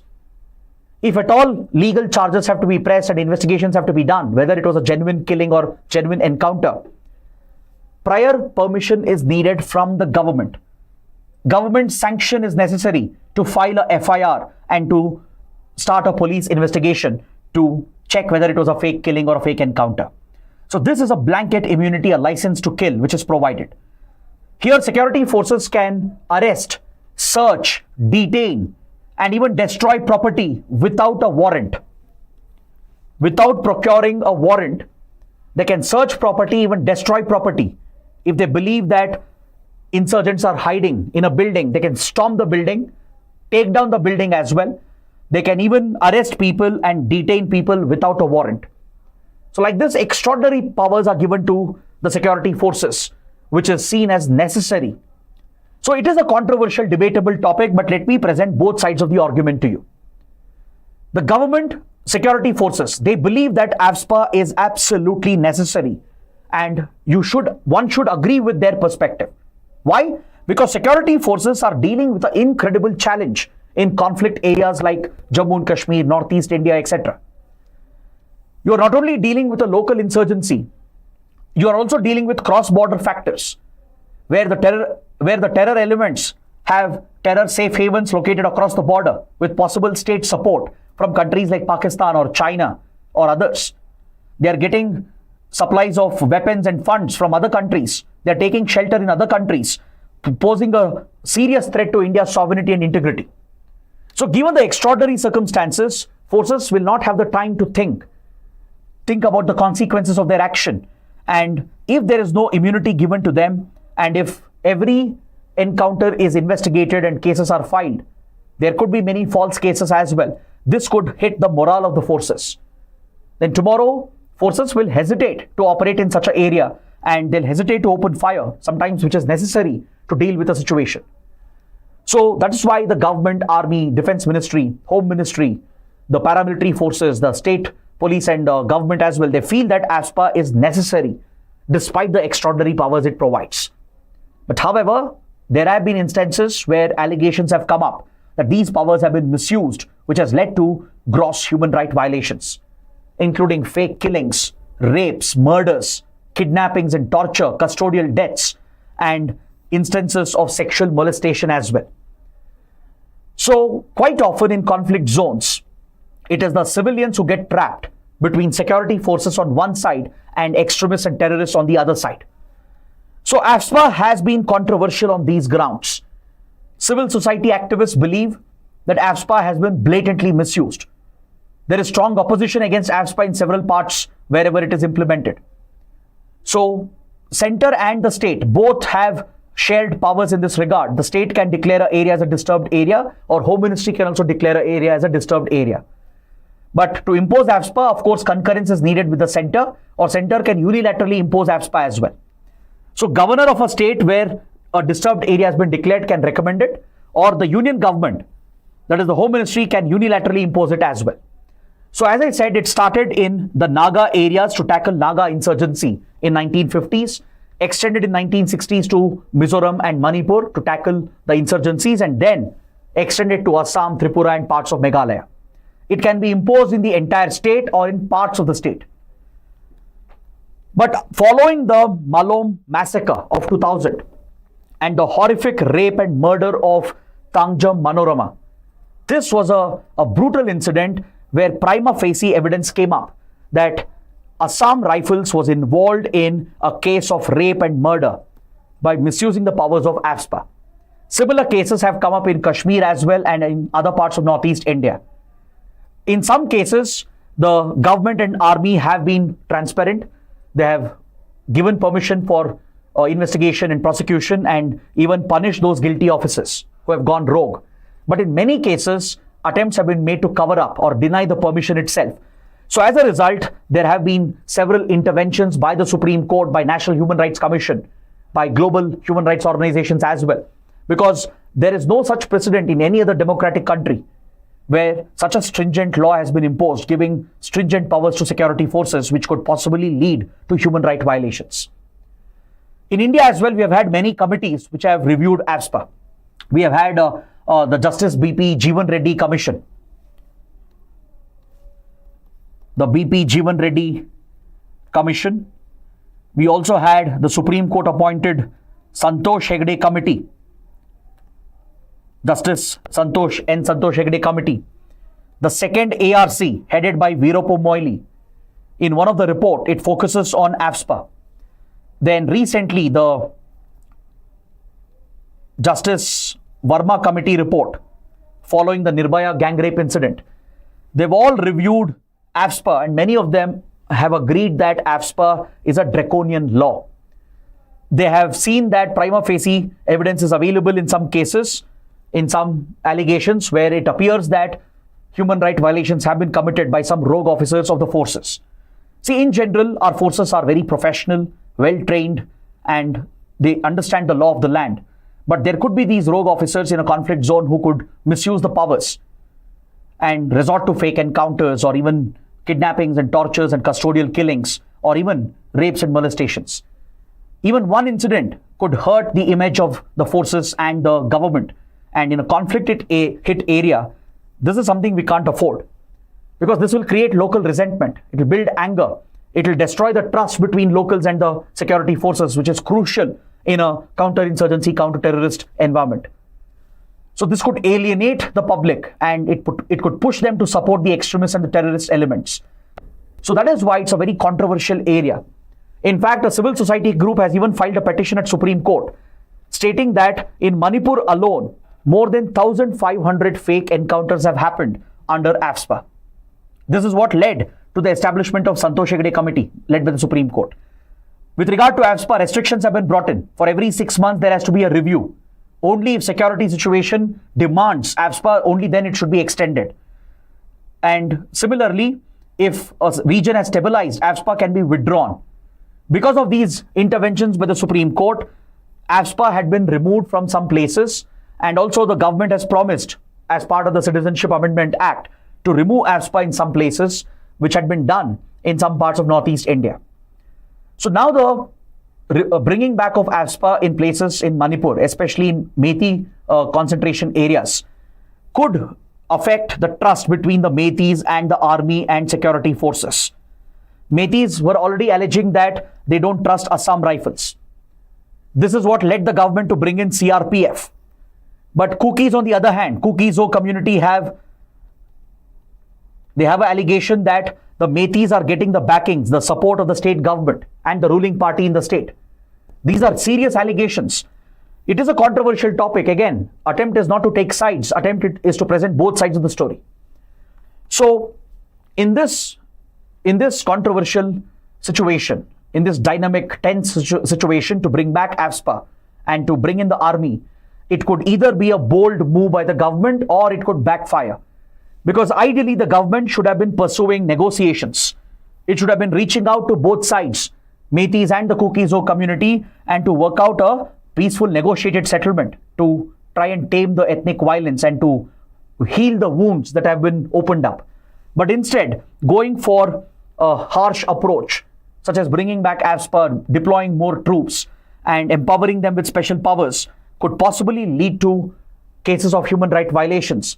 And whether genuine or not, whether these allegations are real or not, doesn't matter. The perception is what matters. So this could further fuel extremism as well and could lead to possible revival of full-scale insurgency in Manipur. So this is a significant development which we should monitor. So please take up this question. AFSPA has been seen as a necessary evil. Critically examine. There is no doubt that the provisions are controversial. Again, it's not a personal opinion, right? Even in your answers, when you write, it need not be your personal opinion. You can quote the recommendations of BP Jeevan Reddy Committee, Santosh Hegde Committee, second ARC, and they've all pointed out that the provisions are indeed draconian, extreme. It gives tremendous powers. There should be some restrictions. They've all pointed out that prima facie, in some cases, there were initial evidence available to indicate that the law has been misused, leading to human rights violations. So you can go on to recommend changes to the law, either amendments or complete revocation of AFSPA, replacing it with a new law. Because as I said, the security forces also need a degree of protection and immunity to operate in such a difficult environment. So you should take the balanced approach for such a controversial question. You should present both sides of the story, back it up with solid arguments, right? And try to take this middle path where you agree that yes, AFSPA has been a necessary evil, but it need not be going forward. Either the way in which AFSPA is implemented should be modified, right? It should be imposed only in areas where it is seen as necessary for a short period. Once security situation stabilizes, it should be removed. The government and forces should be more honest and transparent and accountable. If there are rogue officers committing violations, they should hold them accountable, deliver strictest of punishments to them, make an example out of them so that such incidents are not repeated. And at the same time, we should consider a new law, right? What are we doing with a colonial era law which was meant to subjugate Indians, which was meant to crush our freedom struggle? So it has no place in a modern civilized state. So you can go on to suggest amendments or changes to the way in which it is implemented, or a complete replacement of the law itself. So that is the approach you should be taking, where you present both sides of the argument. Next, another topic from Northeast India related to the demand for greater autonomy in Eastern Nagaland. Earlier this month, it was a raging topic. So that's why I feel it's an important topic for our discussion. So let's quickly discuss this topic. So then we have only few small topics left and we can quickly wrap up the session. So let's answer this question first. Then I'll explain the issue in Eastern Nagaland. Why are the people there demanding statehood? And some of them are demanding greater autonomy within the Indian Constitution. So what's happening there? So let's examine that. But first, answer this question. Nagaland has been given constitutional special provision under which article? These are your options. Let's see how many of you can answer this. 371A, B, C, or D. Very good. Majority of you are giving the right answer. Option A is the correct answer. Article 371A contains a special constitutional provision with regard to Nagaland. So first, let's understand the context. Why is the topic in news? The state government of Nagaland has informed the center that it is ready with its recommendations on the memorandum of agreement that the Home Ministry had signed with an organization known as ENPO, Eastern Nagaland People's Organization. It's a political civil society organization representing the various Naga tribes of Eastern Nagaland, which have been demanding a separate state. It's a long-standing demand.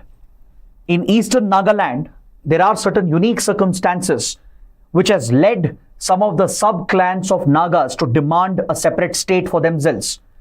And the demand also includes greater autonomy with special provisions under the Constitution. So Center and the ENPO, they had signed a memorandum of agreement a few months ago to consider the demand for separate state and greater autonomy. And Center had asked the state government of Nagaland for its opinion. So after several months of delay, the state government has said it is ready with its recommendations. It has been shared with the center. So following this report, ENPO raised the demand with the center to quickly conclude the process and secure greater autonomy to Eastern Nagaland. So that is the development. So let's understand what is the issue in Eastern Nagaland. To understand this, we need to look at the map. You should understand the geography and demography of the region. Only then this topic can be easy, or else it's a very complex topic. because I'm sure many of you may not be familiar with Northeast India and the multi-ethnic societal setup in Northeast India. Now, if you look at Nagaland, the state of Nagaland was created in 1963 as an attempt to curb and contain the Naga insurgency. Naga insurgency had broken out in 1947. In fact, even before India could become independent, the Naga National Council, which had been demanding a separate country from the British, they declared independence and they launched a separatist war against India. This was the first insurgency to break out in independent India. So throughout 1950s, India was fighting this insurgency, trying to tackle the Naga insurgency. So as an attempt to contain the violence, we brought in AFSPA as we studied. And remember, the Naga areas today, which is part of Nagaland, at that point was part of the larger state of Assam. Assam was a very big state back then. So within Assam, AFSPA was brought in to tackle Naga insurgency in 1958. Because of the security operations, Naga insurgents were weakened. So then the government made an attempt to negotiate with the Naga leaders and to make concessions. So to recognize Naga identity, the distinct cultural identity of the Naga community, and to give them a guarantee to protect their land, their culture, their identity, the government carved out the Naga areas from Assam as a separate state in 1963. So in eastern Nagaland, there are few districts which includes Tuansang, Longleng, Mon, Noklak, Shamator and Kifre. These 6 districts that you have today, they are seen as part of eastern Nagaland. Back then, there was only one district, the Tuansang district. So over a period of time, this large district has been broken down into 6 separate districts. So in this part of eastern Nagaland, this is where 30% of the state's population can be found. The Naga community, the Naga ethnic group, is a very large ethnic group. Within the Naga community, there are sub-clans of Nagas. So in these 6 eastern districts, which I just mentioned and pointed out in the map, you find 7 sub-clans of Nagas, including the Konyaks, the Chang, Santam, and the others. These sub-clans of Nagas have a unique demand. Their demand is that eastern Nagaland has been backward because the central government has largely neglected the region over decades. It hasn't seen much of economic growth, infrastructure creation and development. The insurgency has affected the region as well. Despite creating a separate state in 1963, and even after giving a special constitutional provision under Article 371A, it did not satisfy the demands of Nagas in eastern Nagaland who have been fighting for a separate state. They want to break apart from Nagaland, and within India, they want a separate state. They also want greater autonomy with greater constitutional protection. This has been the demand of this group called NPO. This region accounts for 20 of the 60 seats in Nagaland's state assembly. So let's look a little deeper into this issue. Back in 2010, the NPO, which represents the 7 sub-clans of Nagas in these 6 eastern districts, they approached the Prime Minister's office, then Prime Minister Manmohan Singh, submitted a memorandum demanding a separate state with special status. They wanted more autonomy to be provided with greater devolution of powers under the constitution, citing the development deficit of the region, the backwardness of the region. The central government initially did not consider this demand because it was a very divisive demand. If the center had honored it, it would have led to similar demands from many other groups and communities as well. Because in the same period, India had essentially bifurcated Andhra Pradesh, again through force. Because of large-scale violent protests, it led to the bifurcation of Andhra Pradesh into Telangana and Andhra Pradesh. This, in a way, became a wrong precedent for several other communities as well to raise the demand of statehood. And Eastern Nagaland demand is rooted here in this context. But eventually the NPO, which has a lot of political support in Eastern Nagaland, it started calling for a boycott of elections. And for example, last year in 2023, Nagaland went through state elections. The NPO had called on the people to not vote, to not be part of the democratic process. So this naturally triggered anxiety for the central government, and Home Ministry reached out to the NPO and signed a memorandum of agreement stating that we will look into their demands, that we will consider the proposal, we will look into it, and the MHA had asked the state government for its views and recommendations. Now, after several months, almost 1.5 years, state government has said it is ready with its recommendations. But NPO members have not been satisfied with this. In fact, they have blamed the state government for delaying the progress of these talks.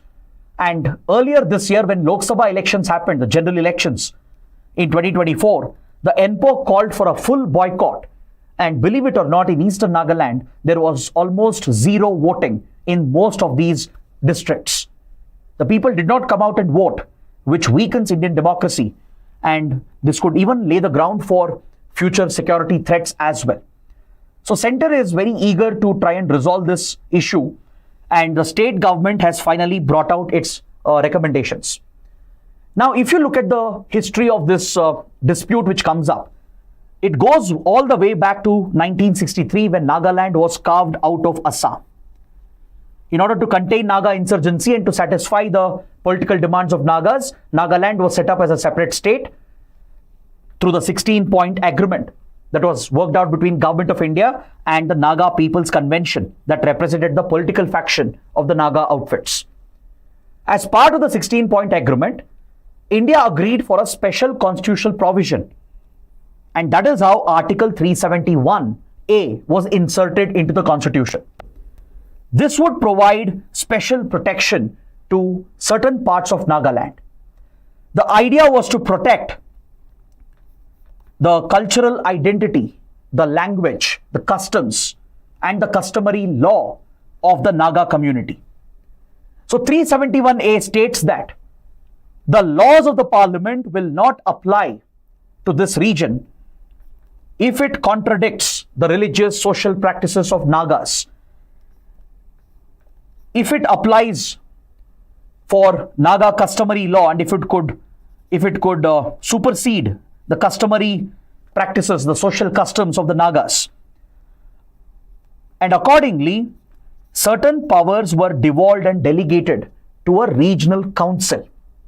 Some civil and even criminal justice powers and administrative financial powers were delegated. And this provision, more importantly, protected the land of the Nagas in this part of Nagaland. Essentially, the article states that the land and resources are owned by the community, not by the state. The governor of Nagaland has special powers in this regard to ensure the development of the region, to deal with any internal disturbances, and to bring about law and order, and to develop the Tuansang region, which is today's Eastern Nagaland. For 10 years, from 1963 to 1973, there were no elections that were held because the regional council will work on the basis of nomination. Only members of these Naga communities would nominate their representatives without any elections. They would in turn nominate their representatives to the Legislative Assembly. This was an extraordinary provision which was given. For 10 years, no elections will be held. The community members will nominate members to the regional council, and they in turn would appoint the members to the Legislative Assembly representing these constituencies. After 1973, this provision was done away with and elections were brought back. Since then, elections have been continuing. So people here in Eastern Nagaland, the tribes which I mentioned, or rather the subgroups of Nagas that I mentioned, they have felt that the region has become backward, there is a development deficit, and they have been raising this banner of separate statehood or greater autonomy since then. It has gained momentum in the last 2 decades, especially since 2010, and the demand is to basically revise Article 371A, devolve more powers, and maybe even carve out a separate state. So Centre has agreed to look into this because last year, as I said, NPO threatened to boycott the state elections. So Centre didn't want that to happen. So it signed a memorandum of agreement with NPO and negotiated with them. It asked the state government to give its opinion, but the state government, which obviously didn't want to break up the state, it deliberately delayed its recommendations that led NPO to again boycott this year's general elections. Almost zero voting was reported in several polling booths in eastern Nagaland. So following this, the centre has put pressure on the state government, and now the state has said it is ready with its proposal. Parallelly, don't forget, the centre is negotiating the Naga Peace Accord with Naga insurgent groups such as NSCN-IM faction. With the Isaac Muiwa faction of NSCN, which is a notorious insurgent outfit, the centre is parallelly conducting a peace process for a Naga peace accord. But even this peace process has hit a stalemate. It has hit a dead end. So in the middle of this, for the demand to be revived by NPO, and they are insisting that separate statehood should be granted and greater autonomy with more powers to be devolved, administrative, financial, and legislative powers to be devolved and delegated. So this presents a challenge for the government of India. If the government were to honor these demands, it might set a wrong example again, because there are many other groups and communities which would raise similar concerns. So right now, reports are indicating that the government is maybe considering a frontier Naga territory, not as a separate state, but only with greater autonomy within the existing state of Nagaland. Something like a 6th schedule provision. For example, under 6th schedule of the Indian Constitution, in certain tribal areas of Assam, Tripura, Mizoram and Meghalaya, autonomous district councils are created, where constitutional autonomy is granted, and there are 10 such autonomous councils present in Assam, Tripura, Mizoram and Meghalaya. On similar lines, within provisions of Article 371A, maybe with some changes, government is reportedly considering a frontier Naga territory within the state of Nagaland without compromising the integrity of the state of Nagaland, to provide more constitutional autonomy with more financial powers, more legislative and executive powers. So Nagas here can protect their culture, their land and their identity. So let's see how things will proceed in the coming days. So it's an important development that you should keep tracking. So please look at the mains question. Discuss the special constitutional provision accorded to Nagaland to help preserve its unique customs and culture. What is the demand for greater autonomy in eastern Nagaland? That is your question. So let's see how many of you can answer this. Now coming to the last part of the discussion, we have 4 small articles. Let's quickly wrap it up and bring this session to an end. India tested its hypersonic missile. Now this is a landmark test. So you can anticipate maybe prelims or mains questions. So let's look at a practice question. Which of the following statements is or are correct? A hypersonic missile travels at speeds at least 5 times the speed of sound. Generally, there are 2 types of hypersonic weapon systems: hypersonic glide vehicles, hypersonic cruise missiles. Hypersonic cruise missiles are powered by air-breathing, high-speed engines known as scramjet engines. What's the correct answer? How many of these statements are correct? Make it quick. Let's quickly cover the small topics and wrap up the session. Very good. Many students are saying D. That is indeed the correct answer. All the 3 statements are correct. So let's study this topic quickly and then proceed towards the prelims bites. Recently, the DRDO carried out a historic missile test at its missile testing range, the Dr. APJ Abdul Kalam Island in the Balsore district of Odisha. This was India's first ever hypersonic missile test, and this puts India in an elite club of countries. Till date, only Russia, China and US are considered to possess hypersonic weapon capabilities.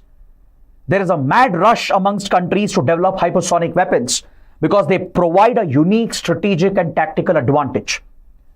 Many countries are also seeking to develop hypersonic systems, from Australia to Israel to Japan to South Korea to even Pakistan and North Korea and Iran. Many major powers are pursuing hypersonic weapons technology, and India has made a big leap and entered this elite club, which right now includes only Russia, China, and the US. This hypersonic weapon system, which was tested, reportedly has a range of 1,500 kilometers, which brings most targets in Pakistan and few targets in China under its target range. It can carry different payloads, including conventional payloads, possibly even a nuclear warhead. Now, what makes a hypersonic weapon unique and different is primarily its speed. A hypersonic projectile is any projectile which can travel at least at 5 times the speed of sound, which we call as Mach 5. Mach 1 refers to the speed of sound. So 5 times the speed of sound would be Mach 5. So any projectile traveling at a minimum speed of 5 times the speed of sound and above is a hypersonic system. So using hypersonic technology, different weapon systems can be built, such as hypersonic glide vehicles. They fly at hypersonic speeds, but they glide. They glide towards their target. They can be maneuvered even during their trajectory, and they can specifically hit the target with great accuracy. You also have hypersonic cruise missiles, which India currently has tested. A hypersonic cruise missile, it flies very close to the ground. Unlike a ballistic missiles are entirely different. Ballistic missiles, they take a parabolic path. Ballistic missiles, when they are fired, they often reach very high levels in the atmosphere. They even enter outer space briefly and make a re-entry at a very high angle and high speed to strike the target. But problem with ballistic missile is that it can be easily detected by air defense systems. Since it takes a long time to make that parabolic path, right, to reach higher levels of the atmosphere, even outer space, and recurve and re-enter and strike, there's significant time involved, and radars can easily pick up the signature, and air defense systems can even intercept incoming ballistic missiles. For example, look at how Israel successfully intercepted multiple Iranian ballistic missiles, right? So ballistic missiles are becoming outdated. So countries, that is why they're pursuing hypersonic systems, purely because of their speed and the way in which they can be maneuvered. They become deadly and give a strategic tactical advantage in a battle or even as a deterrent. Because of their speed, current air defense systems cannot intercept them. And also, hypersonic cruise missiles especially, they'll fly very close to the ground, evading radar detection. Even glide vehicles, they can fly very close to the ground, avoiding radar detection, thus defeating most of the air defense systems. So it's not just the speed, but the maneuverability. Unlike ballistic missiles, it doesn't take a long parabolic path. It will take a path closer to the surface of the ground, evading radars and enemy air defenses, and it can strike the target. And you can maneuver the vehicle or the missile in flight and ensure the accuracy of the strike. So this is why hypersonic systems are desperately being pursued by many countries, triggering a new arms race. So India has made a big leap in this regard, and according to experts, hypersonic missiles will be the future of strategic nuclear deterrence. In fact, Russia became one of the first countries to use a hypersonic system in real conflict in Ukraine. You might have heard of Russian hypersonic systems like the Kinzhal, Zircon. Russia reportedly used these hypersonic systems in the war in Ukraine. China also is in an advanced stage of deploying hypersonic weapon systems. The US has made a lot of advances. But in fact, Russia, China are considered to be ahead of even the US. So India has also entered the club, and it can be used to strike even deeper targets, hardened underground targets, thus giving a tactical advantage and also building strategic nuclear deterrence. So that is the significance of hypersonic missiles, and these systems, especially the hypersonic cruise missiles, they use a air-breathing engine for propulsion called scramjet engines.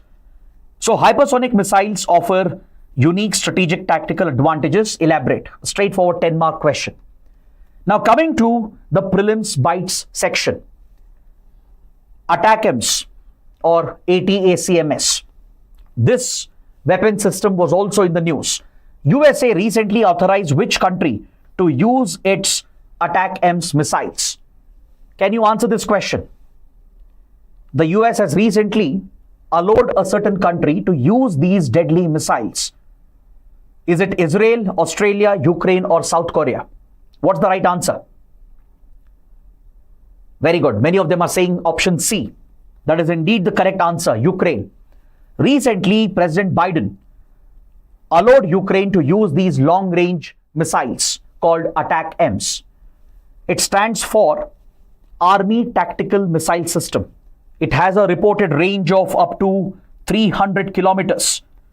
US had supplied them to Ukraine few months ago through a covert secret shipment, but it had not given Ukraine the permission to use them against Russia, because Russia would treat this as a NATO country supplying long-range weapons to Ukraine.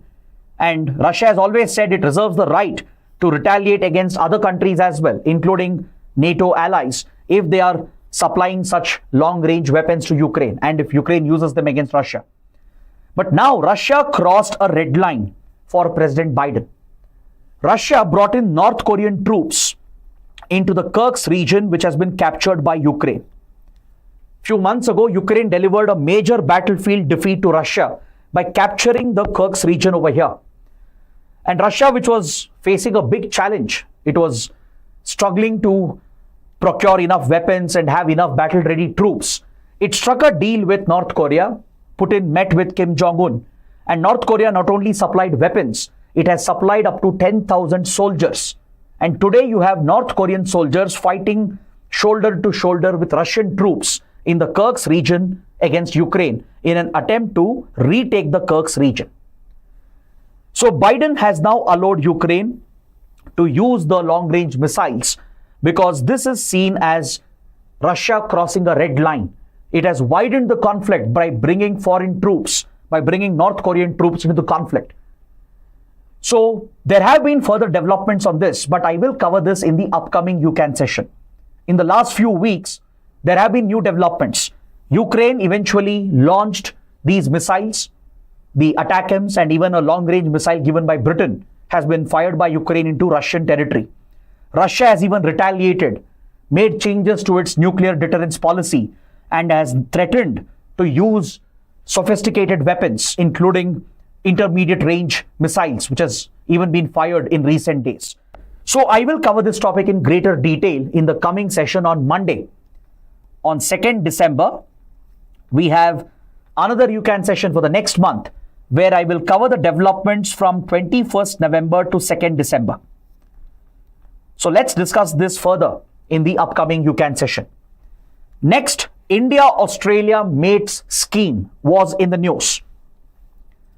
It's a visa scheme. The question is asking you, it will primarily benefit which community? Will it benefit the traders of India and Australia, or the investors of both countries, or students and professionals, or the illegal migrants?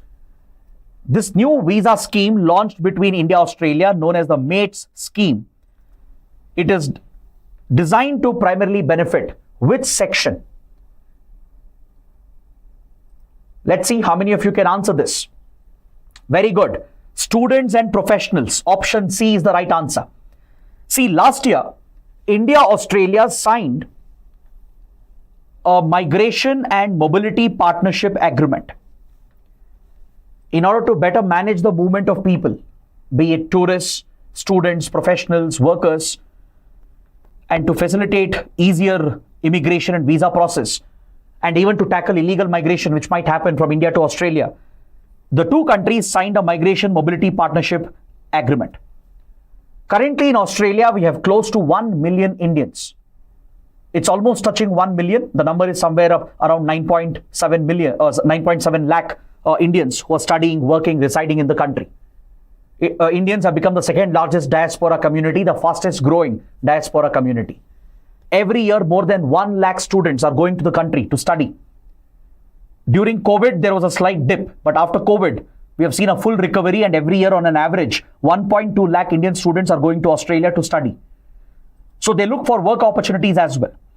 Plus, there are Indians with good qualification who are looking for jobs in Australia, and Australia needs such skilled talent.